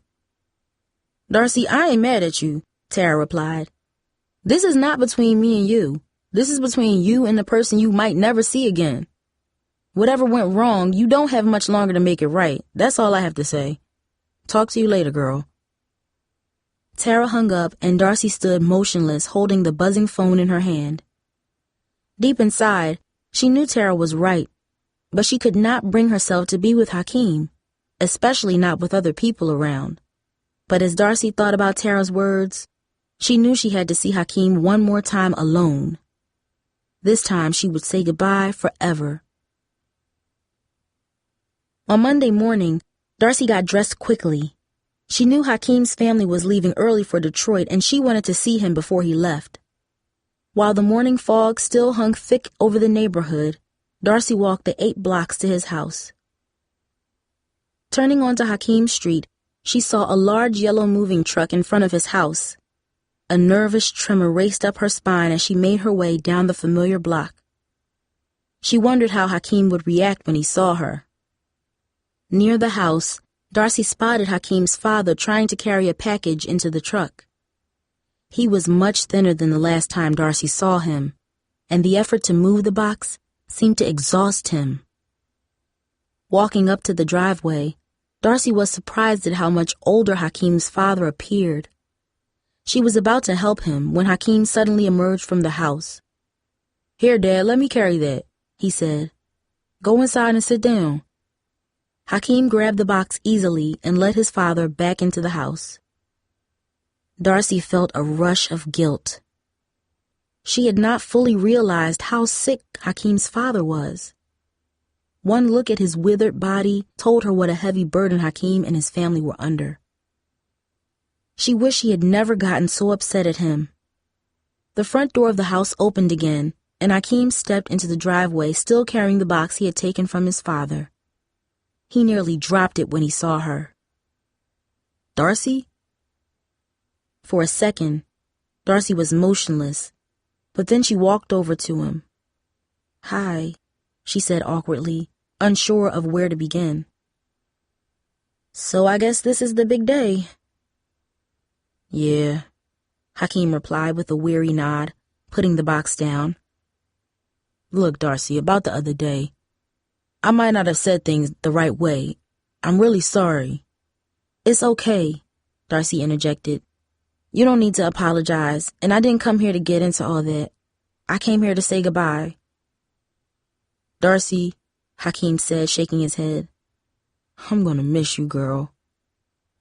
"Me too, Hakeem," Darcy said, staring into his dark eyes. "Hakeem, can you move this box?" Hakeem's mother shouted from inside the house. "I guess this is it," Hakeem said, ignoring his mother. Darcy nodded but said nothing. She could feel tears gathering in her eyes. She stepped toward him, and in one swift motion, he opened his arms and wrapped them around her. Enfolded in his embrace, Darcy remembered her months with Hakeem and all the wonderful time she had with him. She wished the moment would never end, but the sound of Hakeem's mother yelling told her it had to. "Hakeem, I need you to move this box," his mother called out again, an impatient edge to her voice. "Will we see each other again?" Darcy asked in a whisper. "I don't know," Hakeem said, rubbing his hand gently across Darcy's face. "Hakeem, now!" "Goodbye, Darcy." "Goodbye, Hakeem." Chapter 7. Darcy spent the rest of the day feeling dazed. She sat in the living room flipping TV channels and was startled when Jamie confronted her. "What's wrong with you? You look like you just went to a funeral," Jamie asked. "Thanks," Darcy replied, getting up and walking out of the room. She did not want to speak to anyone. Later that afternoon, Jamie announced that she was going shopping with Mom. "Do you want to come with us?" Mom asked. "No, I'll stay here with Grandma," Darcy said, glad to hear the news. As soon as they left, she went into Grandma's room and sat in the chair next to her bed. Darcy wanted to tell her grandmother about what had happened recently, though Grandma seemed unusually tired. "Hakeem's gone, Grandma," she said, uncertain whether her grandmother was able to listen to her. "I just need to rest, Angel Cake," Grandma said softly, her eyes barely opening. Listening to Grandma's shallow breathing, Darcy felt more alone than ever. She was wondering whether Hakeem was thinking about her when she heard a loud knock at the front door. Quickly, she walked to the door and peered through the eye hole. Standing on the step in a white tank top and jeans was Brian. "Brian, what are you doing here?" she asked, opening the door. "I was in the neighborhood, so I figured I'd stop by and see if you were home," Brian said, sliding his hands into his pockets. "I'm watching my grandmother. She's not feeling so well today," Darcy explained. As she spoke, Darcy realized she was wearing a beat-up pair of jeans. She felt uncomfortable looking so sloppy in front of Brian. "Oh, I didn't realize this was a bad time. Maybe I can come over some other time." "No, it's all right. I'm glad you stopped by," Darcy said, glancing back towards Grandma's room. "Are you okay?" Brian asked. "I mean, after your breakup and everything?" Darcy did not know what to say. She felt strange telling Brian about Hakeem, but she wanted to talk to someone, and Brian always seemed so nice. "Hakeem moved away today, and I don't think I'm going to see him again. I mean, I know we broke up and all, but it's still sad, you know?" she said, surprised at her honesty. "You want to talk about it?" he said, moving closer. Looking into his eyes, Darcy felt the same awkwardness she felt at the beach, but she did not want him to leave. "Sure," she said. "Come on in." Darcy led Brian into the living room, and they sat on the couch together. Quickly, Darcy recounted the events of the past weeks, including her breakup with Hakeem and their final goodbye. "I know this isn't easy for you, but you gotta keep one thing in mind, Darcy," Brian said. "You can't stop living through all this. Just 'cause he's gone don't mean you gotta lock yourself in your house all summer. That wouldn't be right. Besides, who knows what you might miss out on." As Brian spoke, he put his arm around Darcy's shoulder. "I mean it," he said. "Thanks, Brian," Darcy said, surprised at how his advice seemed like what Tara said weeks ago. Maybe they're right, she thought to herself. But should I just forget about Hakeem? "I was hoping we'd have some time together because I wanted to give you something," Brian said, reaching into his pocket. He pulled out a small velvet box and handed it to her. Speechless, Darcy opened the box. Inside was a sparkling gold chain. "Brian!" Darcy exclaimed. The necklace shimmered like liquid fire. "After our day on the beach, I saw this, and I thought it would look nice on you." "Thank you, Brian, but I can't accept this. It's too much." "It was nothing," Brian added. As Darcy gaped at the necklace, Brian reached down, picked it up, and placed it gently around her neck. For an instant, both his arms rested on her shoulders, and his face moved to within several inches of hers. She could smell his cologne and feel his breath on her face. Her heart raced as his fingers worked to snap the clasp. "There," he said proudly, pulling away from her. "It looks great on you." "You shouldn't have done this." "Angel Cake," came Grandma's hoarse voice from her bedroom down the hallway. Brian jerked, startled at the sound. "That's just my grandmother," Darcy explained, getting up from the sofa. "Coming, Grandma," she yelled. "Well, I should get going so you can be with her," Brian said, standing up and walking toward the door. "Just remember what I told you. I won't be happy if you hide in your house all summer." Brian walked out the front door, and Darcy was left standing in the living room alone, her fingers resting on the gold necklace draped around her throat. "Angel Cake," Grandma yelled again. "What is it, Grandma?" Darcy asked as she entered the room. "Was there a stranger in the house?" she asked, her frail voice wavering. "No, Grandma, just a friend of mine." Darcy sat next to her and watched as Grandma gradually calmed down and drifted off to sleep again. Running the gold necklace between her fingers, Darcy wondered about her conversation with Brian. One thing he said echoed softly in her mind. "I won't be happy if you hide in your house all summer." The next day, Tara and Cooper came over unannounced. "Surprise!" Tara greeted Darcy as she opened the door. "We're taking you out today, and we won't take no for an answer." "Yeah," Cooper chimed in. "You don't have a choice, kid. You're coming with us." "But I wasn't expecting you," Darcy replied. "Of course you weren't," Tara replied. "That's why it's a surprise. Me and Cooper taking you out to a movie, then out for burgers." "Yeah, we gonna go see that new scary movie called Head Count. It's about a dude who keeps people's heads in his basement," Cooper said, chuckling. "You guys," Darcy explained, "I really appreciate what you're trying to do for me, but I have to work today." "Can't you cancel, girl?" Tara asked. "Do you want me to call out sick for you?" "No, I can't do that. I already missed a week because of exams. LaSalle is counting on me. Why don't we make it for another day this week? Maybe Thursday." "I don't know if I can wait that long to see this movie," Cooper replied. "Well, then we'll see a different one," Darcy said. "I don't really like scary movies that much anyway." "There she goes again, making everything serious," Cooper teased. "You do know they're fake, right? Like them wrestlers on TV, it's all fake. They don't mean nothing." "Okay, girl," Tara said, ignoring Cooper. "We'll make it Thursday. By the way, did you see a certain someone before he left yesterday?" Darcy nodded. "We said goodbye, and I think we'll still be friends." "Of course y'all will be. Just give it some time, that's all," Tara said with a smile, glancing at Cooper. "Well, we gotta go, Darcy, but I'll call you later." Darcy watched Tara and Cooper head back down the walkway. She could not help but feel a touch of jealousy as the two of them left together. Even though they always teased each other, Darcy could tell that Cooper and Tara had something really special. Looking down at her new necklace, which she had slipped under her shirt, Darcy wondered if she would ever be as lucky as the two of them. Darcy arrived at the Masons at the usual time. "Come in, Darcy," LaSalle said as she opened the door. "I'm actually on time today, so I have a few minutes to talk." Darcy sat next to LaSalle on the sofa. Kalina was in her playpen, giggling and clapping.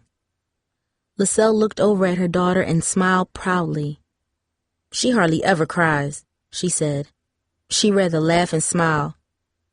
"Kalina is the happiest baby I've ever seen," Darcy said, waving at the baby. "She never gives me any trouble at all." Darcy noticed that LaSalle seemed a bit tense, as if she had something to say but didn't know how to say it.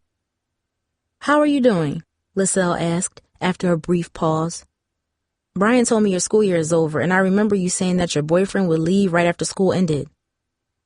Darcy wondered why LaSalle was so curious about her boyfriend. "Actually, he left yesterday morning," she said. "I'm sorry."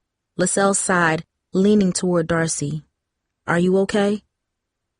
"I think so," Darcy replied slowly. "We broke up about a week ago, and at first things were really bad, but we talked yesterday, and I think we can be friends. Everybody keeps telling me not to stop my life over it.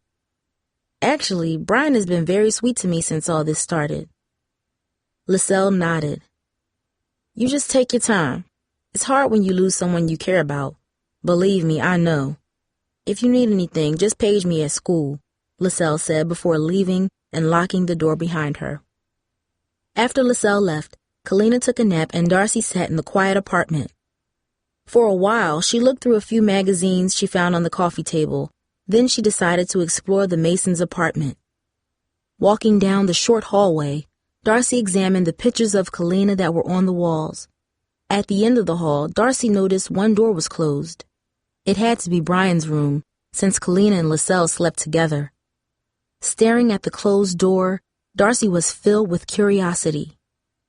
What was Brian's room like, she wondered. Darcy knew she should not snoop, but what harm could she do by peeking into her room? Besides, she wasn't going to take anything. After checking to make sure Kalina was sound asleep, Darcy returned to the end of the hallway and grabbed the cold metal doorknob. She would just take one peek and close the door, she promised herself. Turning her wrist slowly, Darcy discovered the doorknob would not budge. Brian's door was locked. Going back to the living room, Darcy felt guilty for trying to open Brian's bedroom door, but she also felt curious. Why would Brian lock his own room? Throughout the evening, Darcy wondered about Brian and why LaSalle had acted so peculiar whenever his name was mentioned. When LaSalle returned hours later, Darcy wanted to ask her about Brian, but LaSalle seemed tired and uninterested in talking, so Darcy kept her thoughts to herself. Darcy and Jamie spent most of Wednesday morning doing chores around the house. Mom and Dad were both working.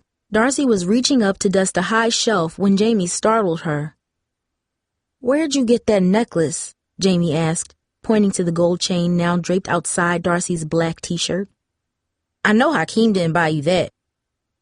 "Brian bought it for me," Darcy admitted reluctantly. So far, nobody else seemed to notice the chain. "Ooh," Jamie exclaimed, getting a closer look. "I bet that was really expensive. What's going on between you two anyway?" "Jamie, it's a long story, and to tell you the truth, I don't know," she said. "Did you tell Hakeem?" "No," Darcy answered quickly. "Besides, things between me and Hakeem got real complicated right before he left." "Complicated?" Jamie seemed confused.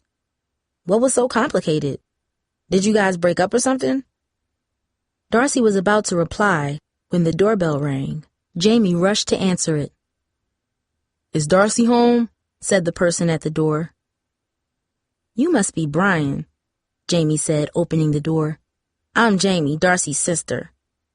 Watching the way Jamie smiled, Darcy knew her sister thought Brian was handsome. "Hi, Brian," Darcy exclaimed, stepping in front of Jamie. "What are you doing here?" "Hey, Darcy," Brian smiled. "I came by to see if you wanted to take a ride down to the park.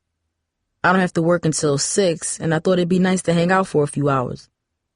Darcy was thrilled to see Brian, but she knew she had told Mom and Dad that she would stay home and keep an eye on Grandma today. "Oh, Brian, I can't," Darcy began. "It sounds great, but I'm sitting with my grandma today and—" "You can go, Darcy," Jamie interrupted. "Our chores are done, and I can stay here with Grandma. She'll probably sleep through the rest of the day anyway."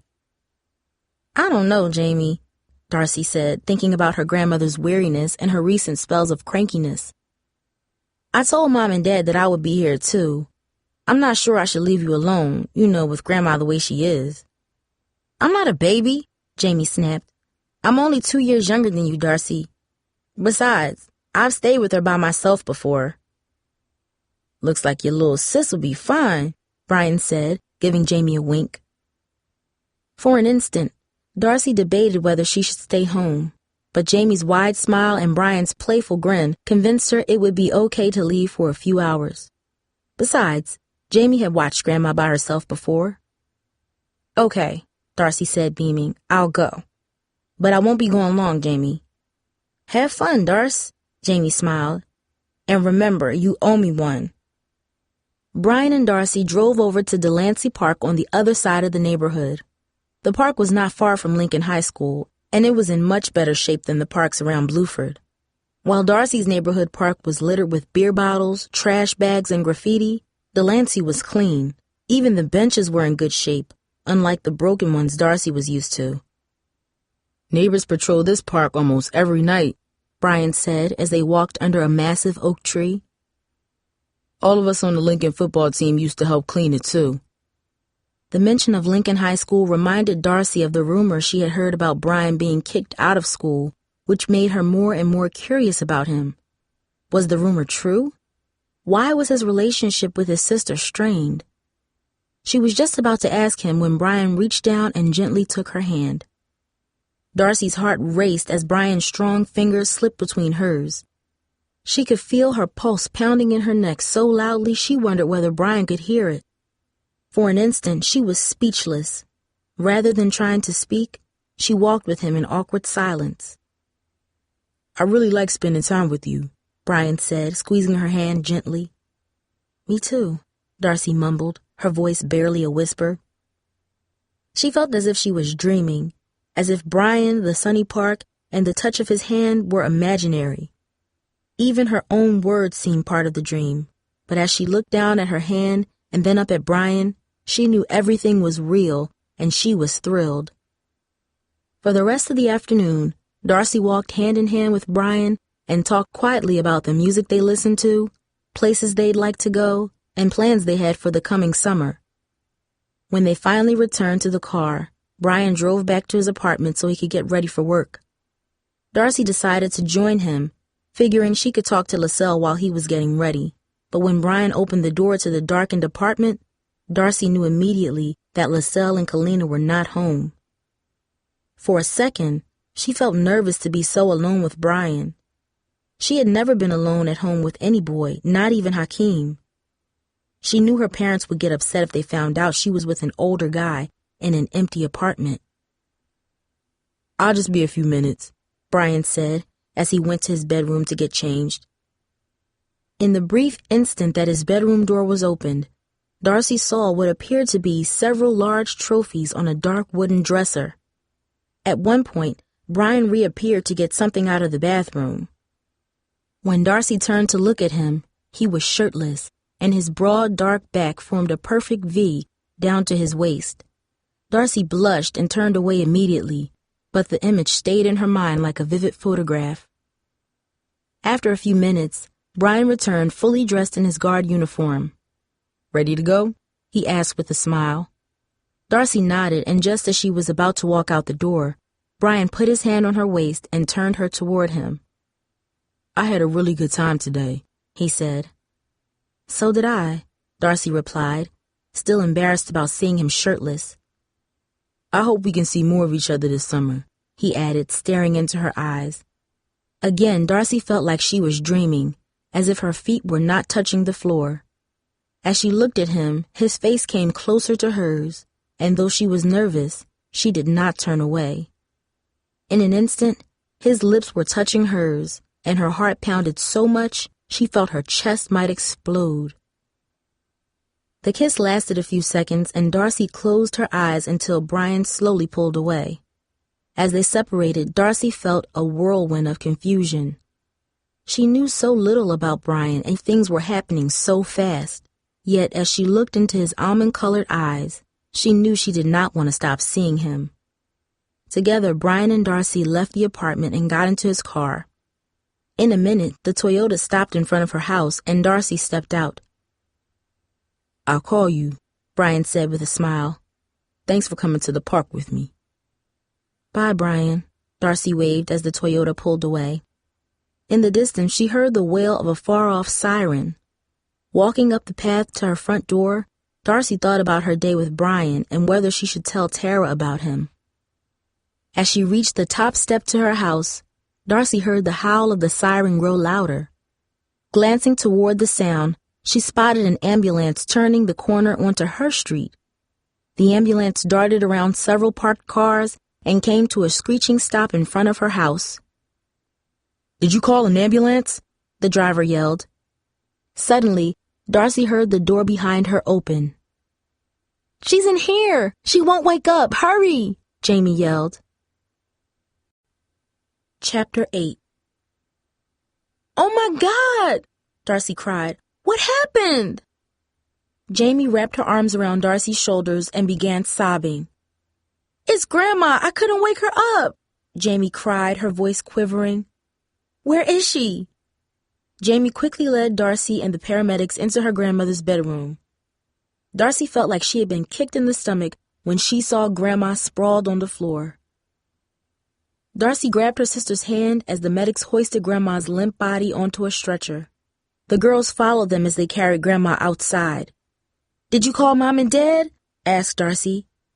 "Yeah, Mom's at the hospital and Dad's on his way there. I called them right after I called 911. Mom said to stay here and wait for them to get back from the hospital. She said one of them will call as soon as they learn something." After the emergency technicians put Grandma into the ambulance, one of them strapped a plastic mask across her face. "She's still breathing," yelled a paramedic. Quickly, the driver jumped into the ambulance and slammed the door. Within seconds, the vehicle was screeching down the street toward the hospital, lights flashing. Back inside the house, Jamie explained she had gone into Grandma's room and found her lying on the floor unconscious. I tried to wake her, but nothing happened, she said. That's when I called 911. Darcy felt a twisting feeling in her stomach. She imagined the horror Jamie must have felt when she discovered Grandma on the floor. She was angry at herself for not being home when Grandma passed out. This might not have happened if I stayed here, Darcy said. I shouldn't have left you two alone. I should have been here. There's nothing you could have done, Jamie insisted. I just hope she's going to be all right. Darcy sat on the couch, unable to push the image of her unconscious grandmother from her mind. She wanted to call the hospital, but she was afraid her parents might try to contact her while she was on the phone. Part of her wanted to call Hakeem. He had always been there when she had problems in the family. Now, he was hundreds of miles away, and even if he were nearby, she could not imagine calling him, especially after what happened with Brian. The evening wore on slowly, and with each passing minute, Darcy feared more and more for Grandma. Finally, she heard a car pull into the driveway. Darcy trembled as her father walked up the front steps, the sound of his feet heavy and slow. "How's Grandma?" Darcy asked as soon as he opened the door. "She's doing all right," Dad said. "But she gave us a good scare." "What happened?" Jamie asked. "She must have tried to get out of bed by herself," Dad replied, joining his daughters on the sofa. "She probably lost her balance and fell on the floor. When she went down, she must have hit her head on the bed frame. It took her a few hours to come out of it, but she's doing much better. The doctors are keeping her overnight for more observation, and your mother's staying there with her." "I'm sorry I wasn't here," Darcy cried. "I feel like this is all my fault." "If anyone is to blame, it's me," Jamie said. "I'm the one who was home, but I thought she was sleeping like she usually does." "This is no one's fault," Dad said, putting his arms around both girls. "Your grandmother didn't fall because of you two. You know your grandmother. When she sets her mind on something, nothing is going to stop her." "But I should have been here," Darcy insisted. "If I was in the room with her, she wouldn't have fallen." Darcy's father hugged her but said nothing for a moment. "You girls should get some sleep. Grandma's okay, and there's nothing more we can do tonight," Dad said finally, getting up from the sofa. Watching him walk slowly down the hallway, Darcy knew she was not about to fall asleep anytime soon. She decided to stay up and wait for her mother to come home from the hospital. "How is she?" Darcy said when Mom walked in around midnight. "She's sleeping," Mom said wearily. Her eyes were swollen and glassy.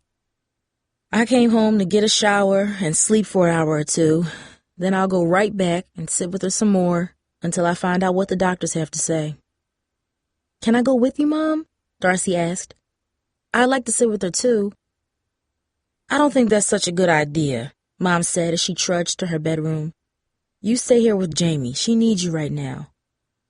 A second later, Darcy heard the bedroom door close.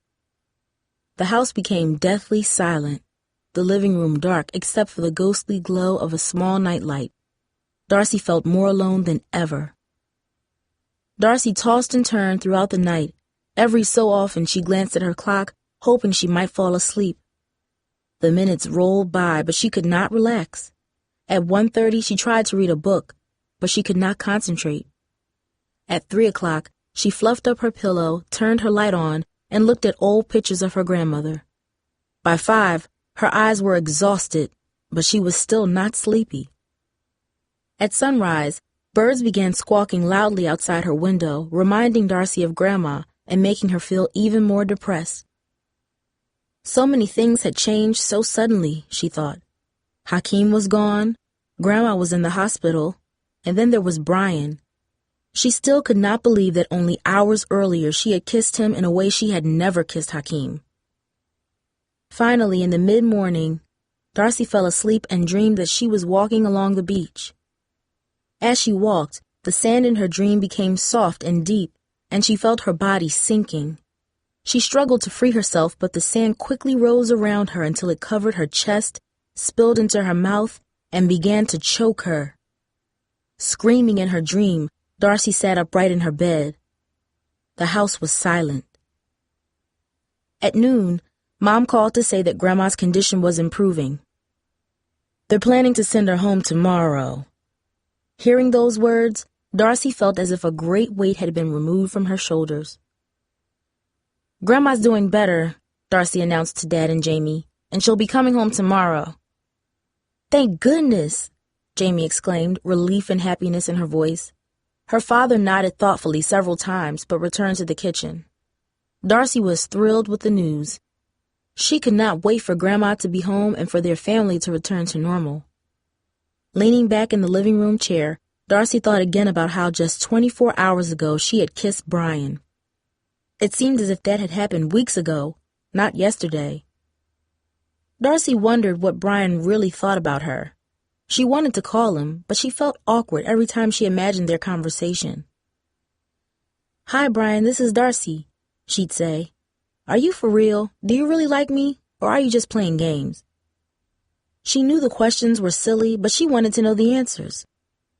Part of her wished she could talk to someone about him, and she felt dishonest for keeping Brian a secret from Tara and her parents. But she was certain they would be angry that she had kissed a 19-year-old, especially so soon after Hakeem left. "Don't stop living when Hakeem leaves," Tara had said weeks ago. Darcy wanted to tell Tara the truth, that she had not stopped living, that someone new was coming into her life. But she was not sure how serious Brian was, and she also was not sure about herself. She still felt guilty when she thought of Hakeem, but whenever she spent time with Brian, that guilt seemed to dissolve. Later in the afternoon, Jamie barged into Darcy's room when she was trying to take a nap. "You have a phone call. It's Brian, your new boyfriend," Jamie teased. "He's not my boyfriend," Darcy blurted. "Yeah, right," Jamie replied as Darcy rushed for the phone. "Hello," Darcy said, trying to hide how excited his call made her. "What's up, baby?" Brian asked. Darcy hesitated briefly, and then explained what had happened to Grandma and how she had been up all night. "I'm sorry, Darcy," Brian said. "I understand what you're going through. Just take care of your family and give me a call when things settle down." "Thanks, Brian," she replied, hoping he would not hang up. She wanted to see him again, but felt awkward suggesting they get together. For an instant, there was silence on the phone, and then Brian spoke. "I had a really good time yesterday," he said. "Me too. Maybe we can go out again soon," she suggested nervously, surprised at her own words. "You want to come over for dinner tonight?" Brian asked quickly, his voice rising. "I can order pizza and we can chill. I don't have to be at work until 9. Darcy's heart pounded at Brian's offer. She had not planned to see him so soon, but the thought of spending more time with him was very tempting. For an instant, she wanted to ask whether Lucille and Kalina would be home, but she was afraid it would seem rude or childish. She knew her parents would not let her spend time alone with a boy, especially after dark, but she did not mention that to Brian. "I can be there at 5:30. "Cool. I'll see you then, Darcy." After she hung up, Darcy noticed Jamie staring at her from across the room. She wondered whether her sister had listened to their entire conversation. "What?" Darcy asked, glaring at her sister. "I hope you're not planning to go out. Dad's cooking tonight and he wants us all to sit down and eat together. He's making this roasted chicken," Jamie said. "That's right," Dad said, walking into the living room with a spatula in his hand. "You girls are going to love this meal tonight. Your old dad has really outdone himself this time." "Isn't that what you always say?" Jamie teased. As much as she wanted to be with her family, Darcy was eager to see Brian again. He made her feel special, and now they had plans to have their first dinner together. Darcy didn't want to call him back to cancel. "Guys, I can't eat here tonight," Darcy said. "Why not?" Dad asked, looking surprised. Jamie's eyes widened. I have to babysit," Darcy said, looking at Jamie as she spoke. Jamie's jaw dropped, but she said nothing. "Tonight? Isn't there somebody else they can get?"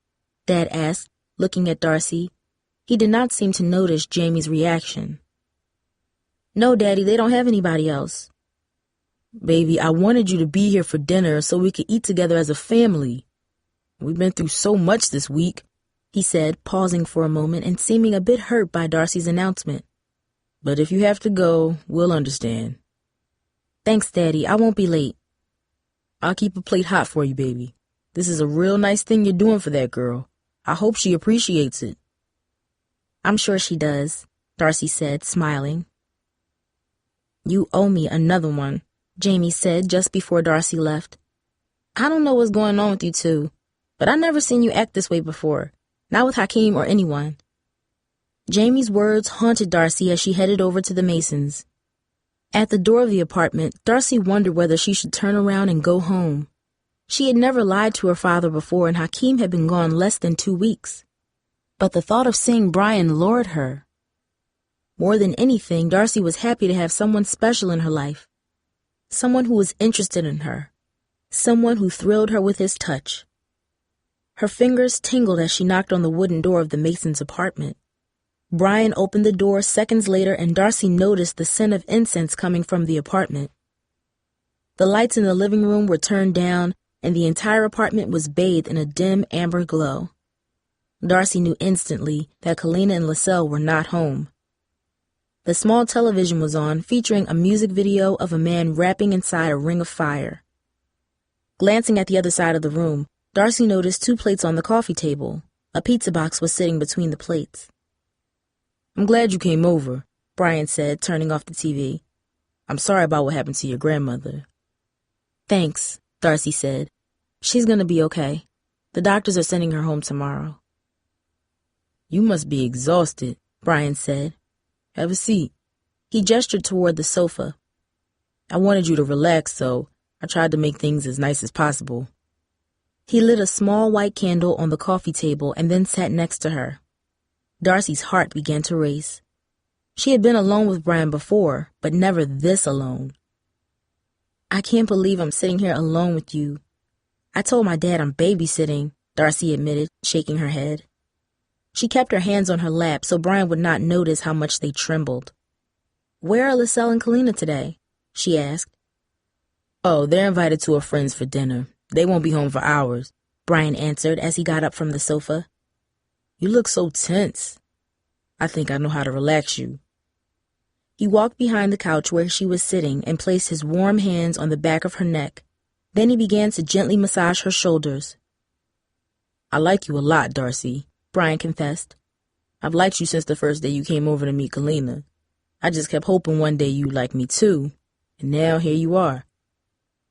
Darcy felt Brian's powerful fingers moving in circles along her shoulders.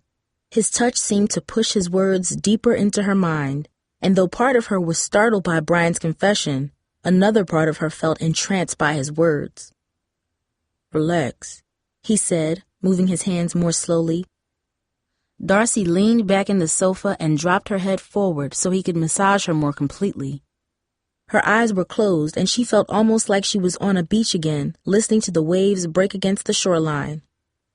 With her eyes closed under the steady pressure of his hands, Darcy almost forgot that she had lied to her father, that she was alone with Brian, that she had never done anything like this before with Hakeem or anyone. Darcy felt Brian's breath against the back of her neck, and she turned towards him. His lips met hers, and as they kissed, a feeling of electricity raced from her lips into her body. She gently placed her arms around his warm neck. Quickly, Brian leaned across the couch and into Darcy. Kissing her, he squeezed his body closer. She could smell his cologne and feel the thick muscles in his shoulders and back.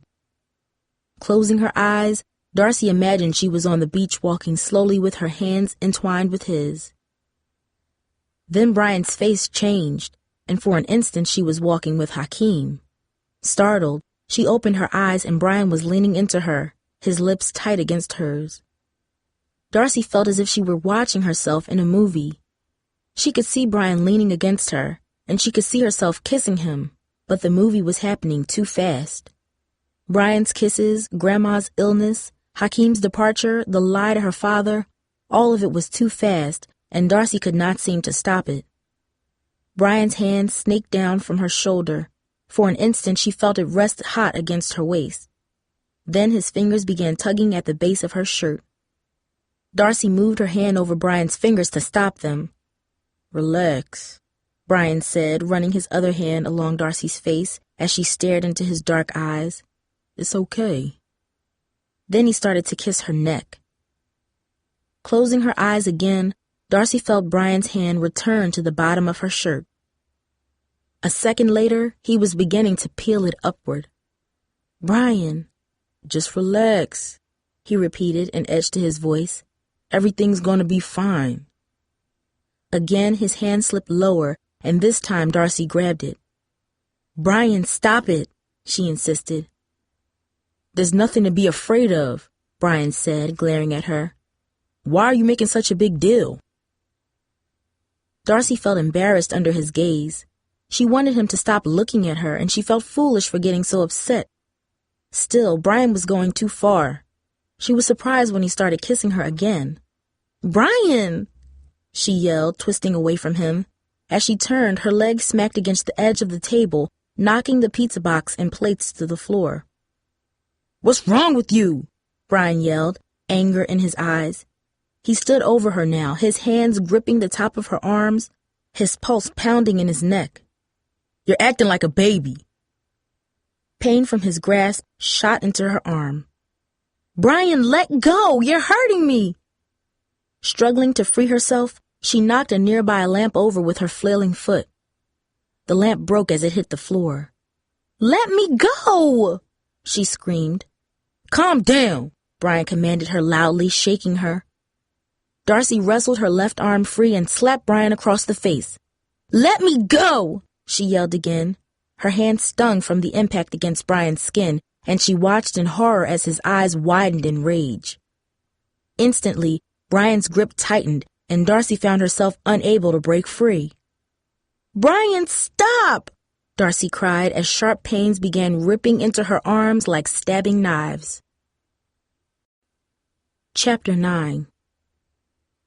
Suddenly, Darcy heard a loud knock at the apartment's front door. Brian turned in surprise. "Darcy!" cried a familiar voice from the other side of the door. "Are you okay? Let me in!" Darcy recognized her father's voice.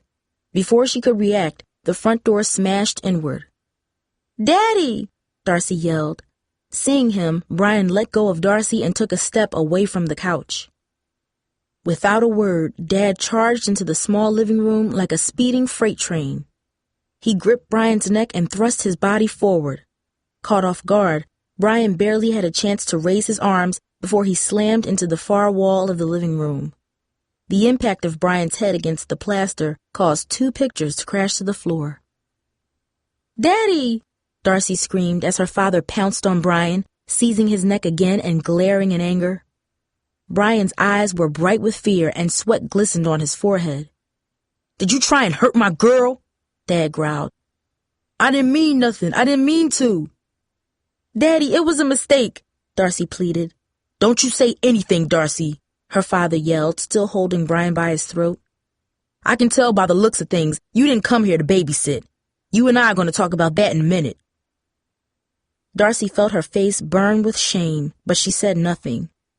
Her father turned back towards Brian, who suddenly seemed much smaller. "Now, I don't know what you were thinking, but the next time a girl tells you to back off, you listen. And if you ever mess with my daughter again, it'll be the last mistake you make. You hear me, boy?"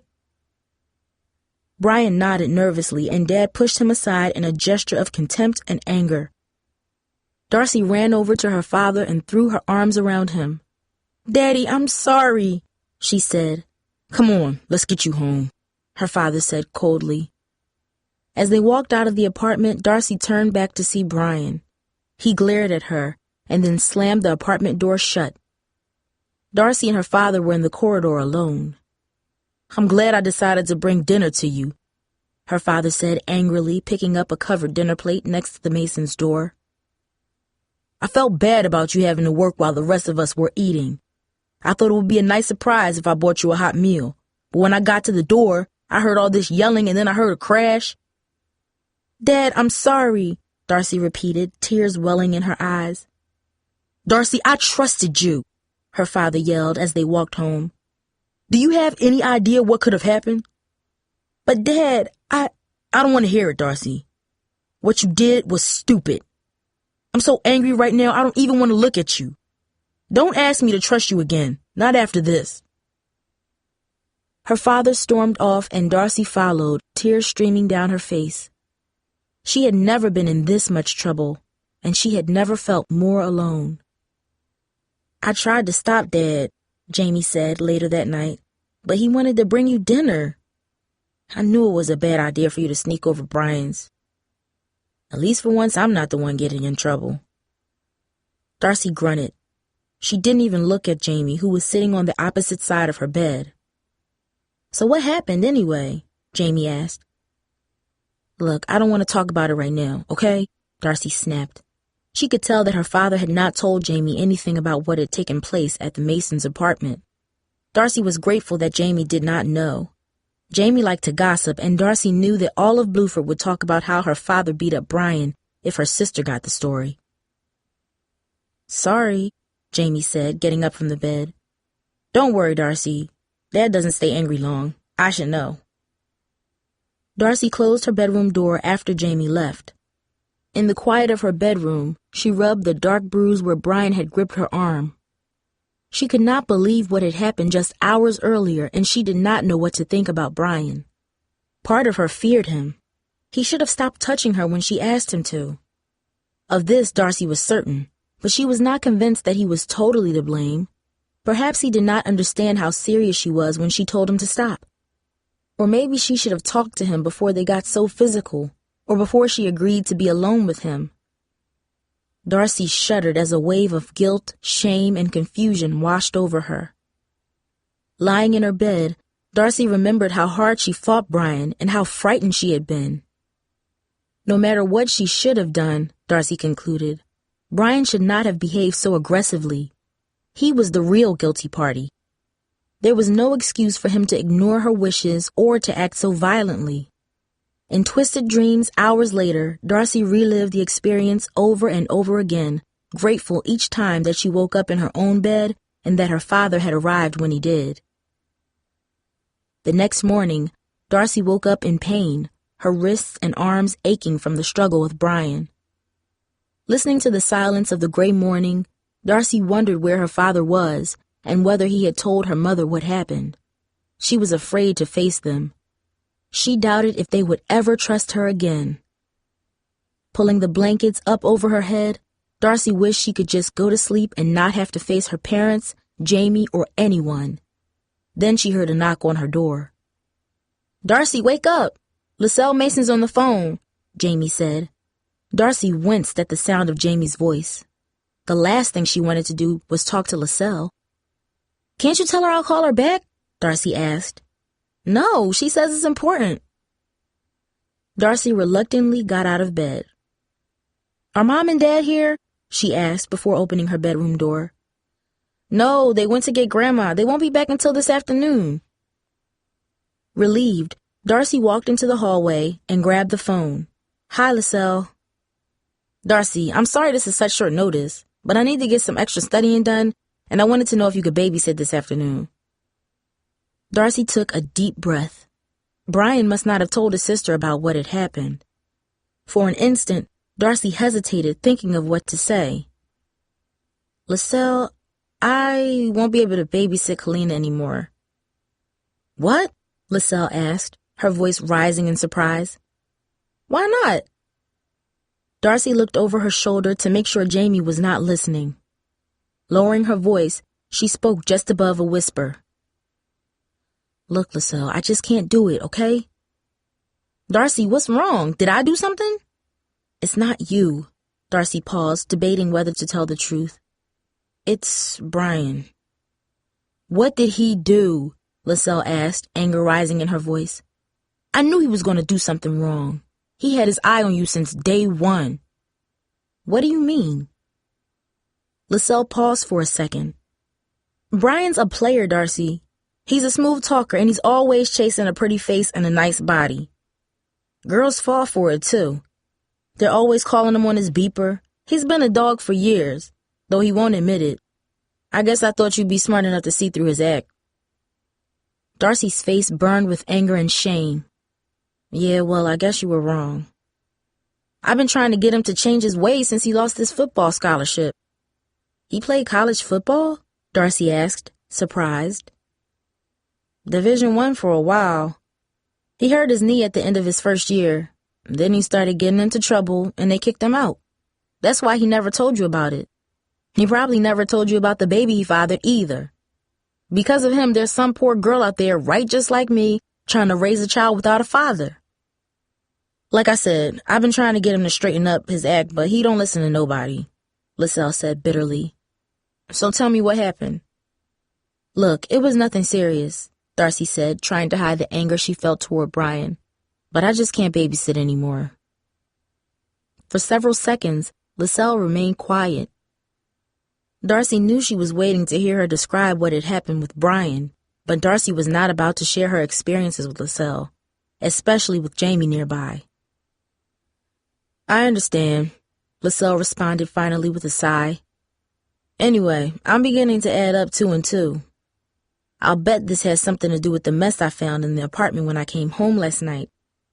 Brian told me some of his friends came over and got a little wild, but now I see it was something else, something worse. I'm sorry, Darcy. Darcy heard frustration and sadness in LaSalle's voice, and she felt bad about leaving LaSalle without a babysitter. Still, as she hung up, she knew there was no way she would spend another second in the Mason apartment.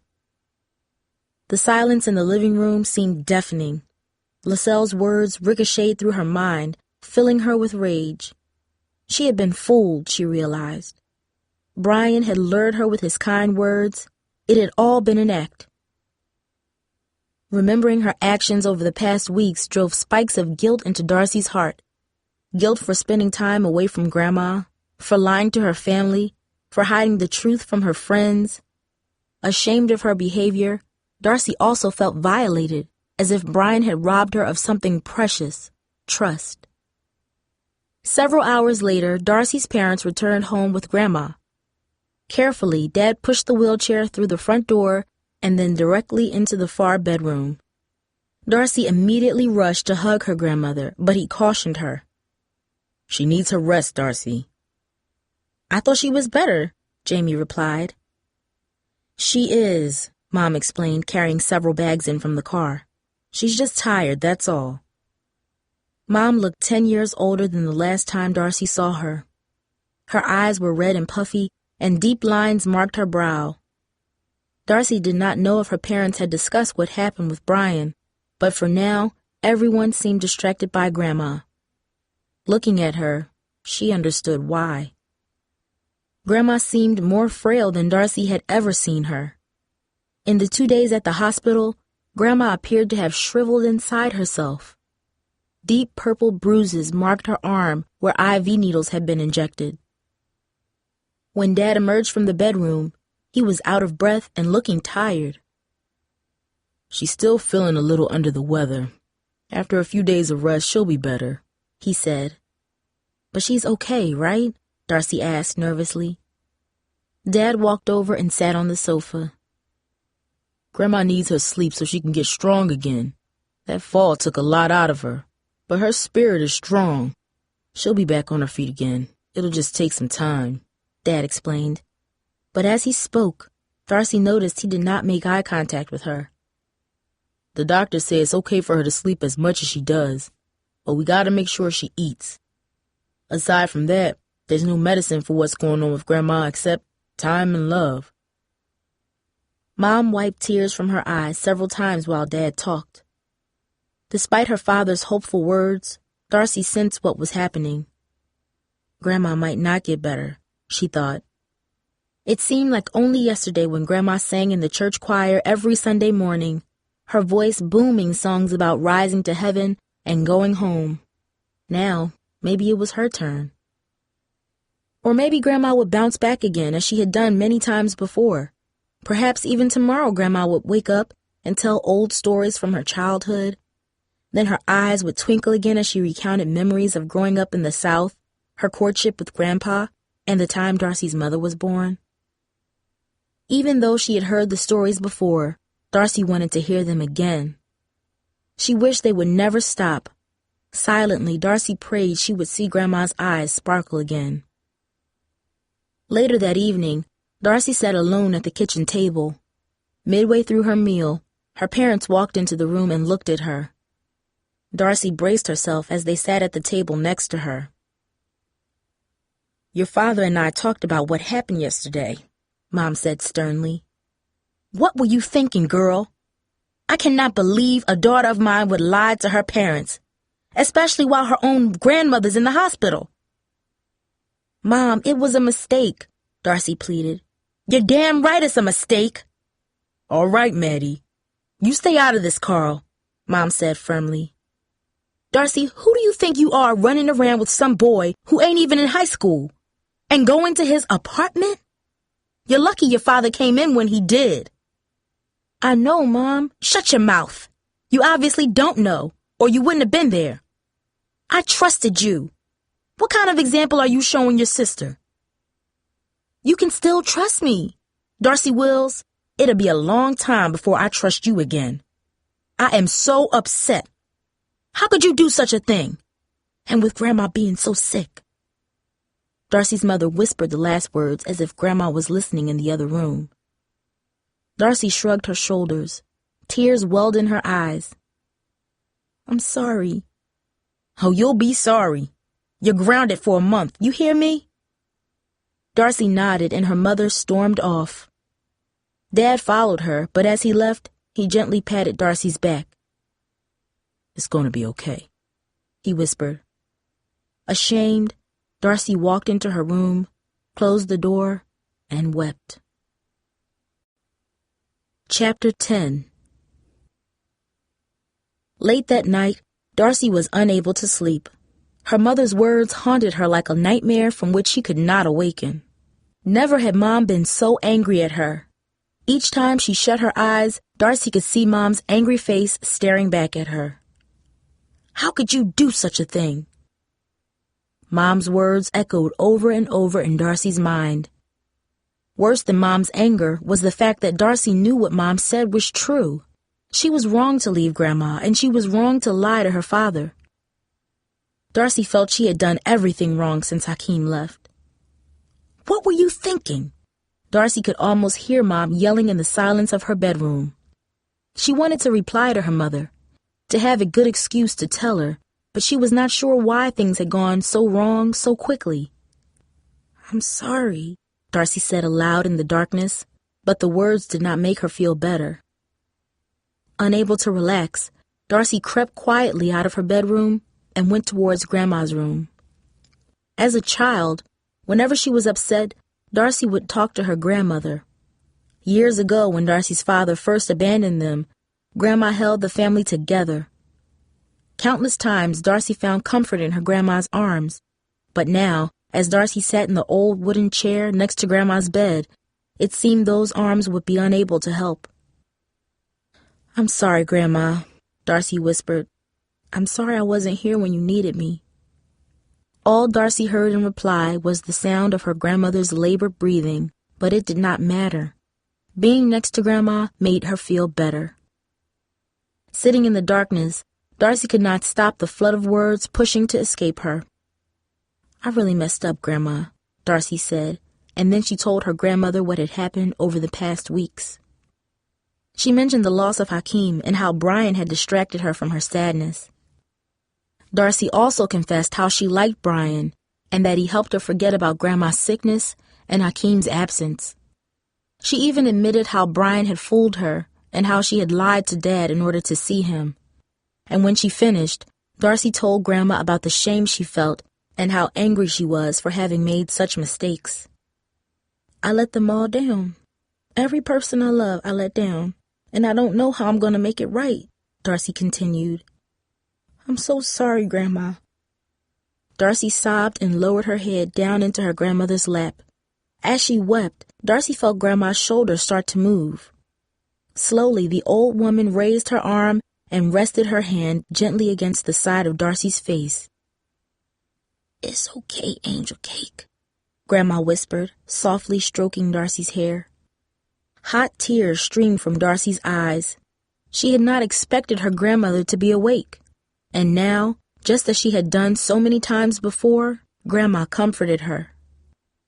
After a few minutes, Grandma's hand returned to her side and she drifted off to sleep again, her breathing heavy and labored. Careful not to make a sound, Darcy wiped her eyes and pulled a blanket over Grandma's shoulder. As she sat back in the chair, Darcy noticed her mother standing in the doorway.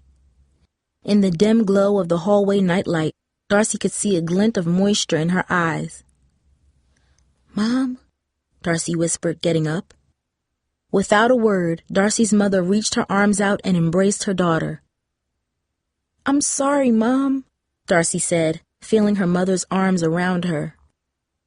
"I know, baby, I know. I'm sorry, too." As her mother spoke, she brushed the tears from Darcy's eyes in the same way Grandma once did. "You need to get some sleep," she added. Weary from crying and from the events of the past month, Darcy nodded, drifted to her bedroom, and sank into her bed. Within minutes, she was overtaken by a deep, heavy sleep. "Carl, girls, come quickly," Mom's voice cried. Darcy opened her eyes and suspected immediately that something was wrong with Grandma. She leaped out of bed and rushed down the hallway to Grandma's bedroom. Jamie and her parents were already in the room when Darcy had arrived. They were standing around Grandma's bed in silence. Grandma lay motionless before them, her shrunken body bathed in a shaft of morning sunlight that filled the room with a golden glow. A smile was on Grandma's face, and her eyes were closed. "She's gone," Dad said, his eyes moist. "She came here to be with us one last time, and now she's in a better place." Darcy's mother sobbed, and Darcy and Jamie rushed to hug her. "She told me last night that she was going home," Mom said, putting her arms around her daughters. "I guess she knew." Darcy began to cry uncontrollably, and tears poured freely from her eyes, an endless stream of love and sorrow for her lost grandmother. Then Jamie hugged her, and Dad and Mom joined them both. Together, the family held each other in a long embrace, one in which tears and touch spoke what words could not. Behind them, the sun continued to brighten. For several long moments, the room was silent except for the occasional sound of muffled sobs. Mom wiped her eyes, knelt over to kiss her mother on the cheek, then turned to look at her family. "This was how she always wanted it," Mom said in a soft voice. "With her family, with all of us together." Darcy nodded. Dad looked toward the window, tears still in his eyes. "Do you see that?" he asked excitedly. "Do y'all see that?" A small yellow bird had perched on Grandma's windowsill. It began to chirp, and its song merged with that of the other birds in the backyard. Darcy had never heard the birds singing more beautifully. "They're singing for Grandma," Jamie said. "They're singing for her." The funeral was held at Holy Faith Church, which sat at the corner of a busy neighborhood street. On the front steps of the church, Darcy and her family greeted mourners who had come to pay their respects to her grandmother. Darcy was surprised at the large turnout that came to honor Grandma. In the crowd were many people Darcy had not seen since childhood, and some whom she had never met. Tara and Cooper arrived just before the service was about to start. Tara was wearing a long black dress, and Cooper a fine-looking black suit. Darcy was honored to see them so dressed up, and grateful they came to support her and her family. "I'm so glad you guys made it," she said, wrapping her arms around Tara and then around Cooper. "Girl, of course we would," Tara said warmly.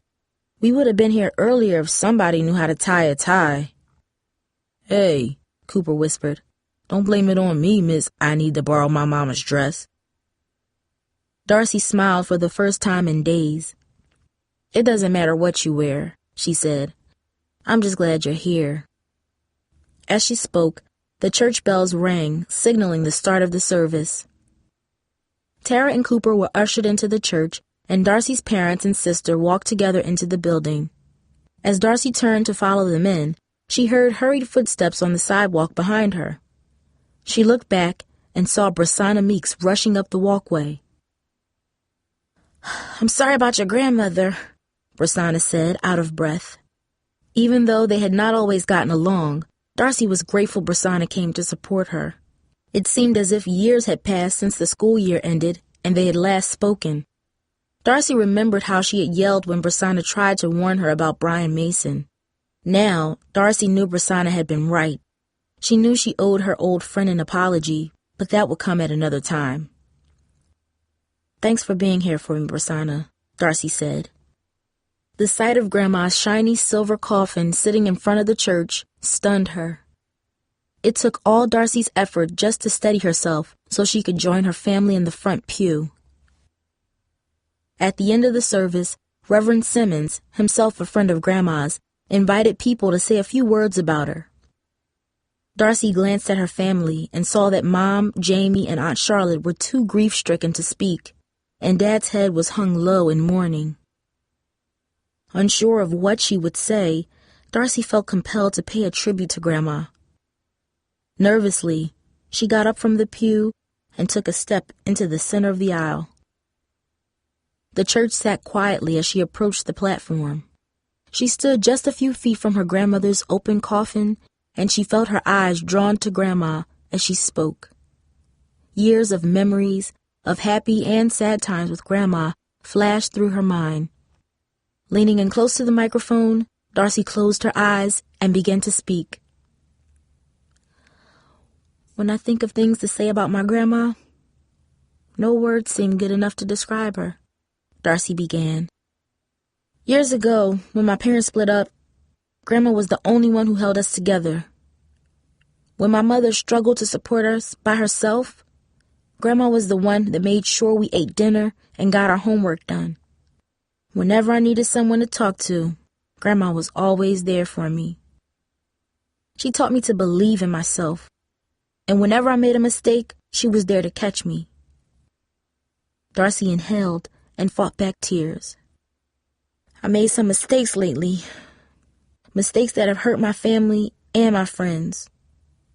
As she spoke, Darcy glanced at her family, Cooper, Tara, and Rosanna. Then she turned to the crowd in the church who seemed to be hanging on her every word.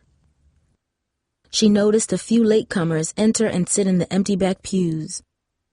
Holding back her tears, Darcy took a deep breath and continued.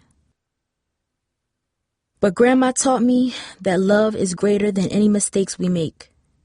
She showed me through her love that families can come back together, that love is sometimes hard work, but it pays off. I don't have Grandma's lap to cry on anymore, but her lessons, her love, and her spirit are with me. Grandma used to say that God sends people into your life to teach you something. And when they go, it's your turn to teach the lesson to others. I know I'll use what Grandma taught me to help others. Each time I do, I know Grandma will be smiling.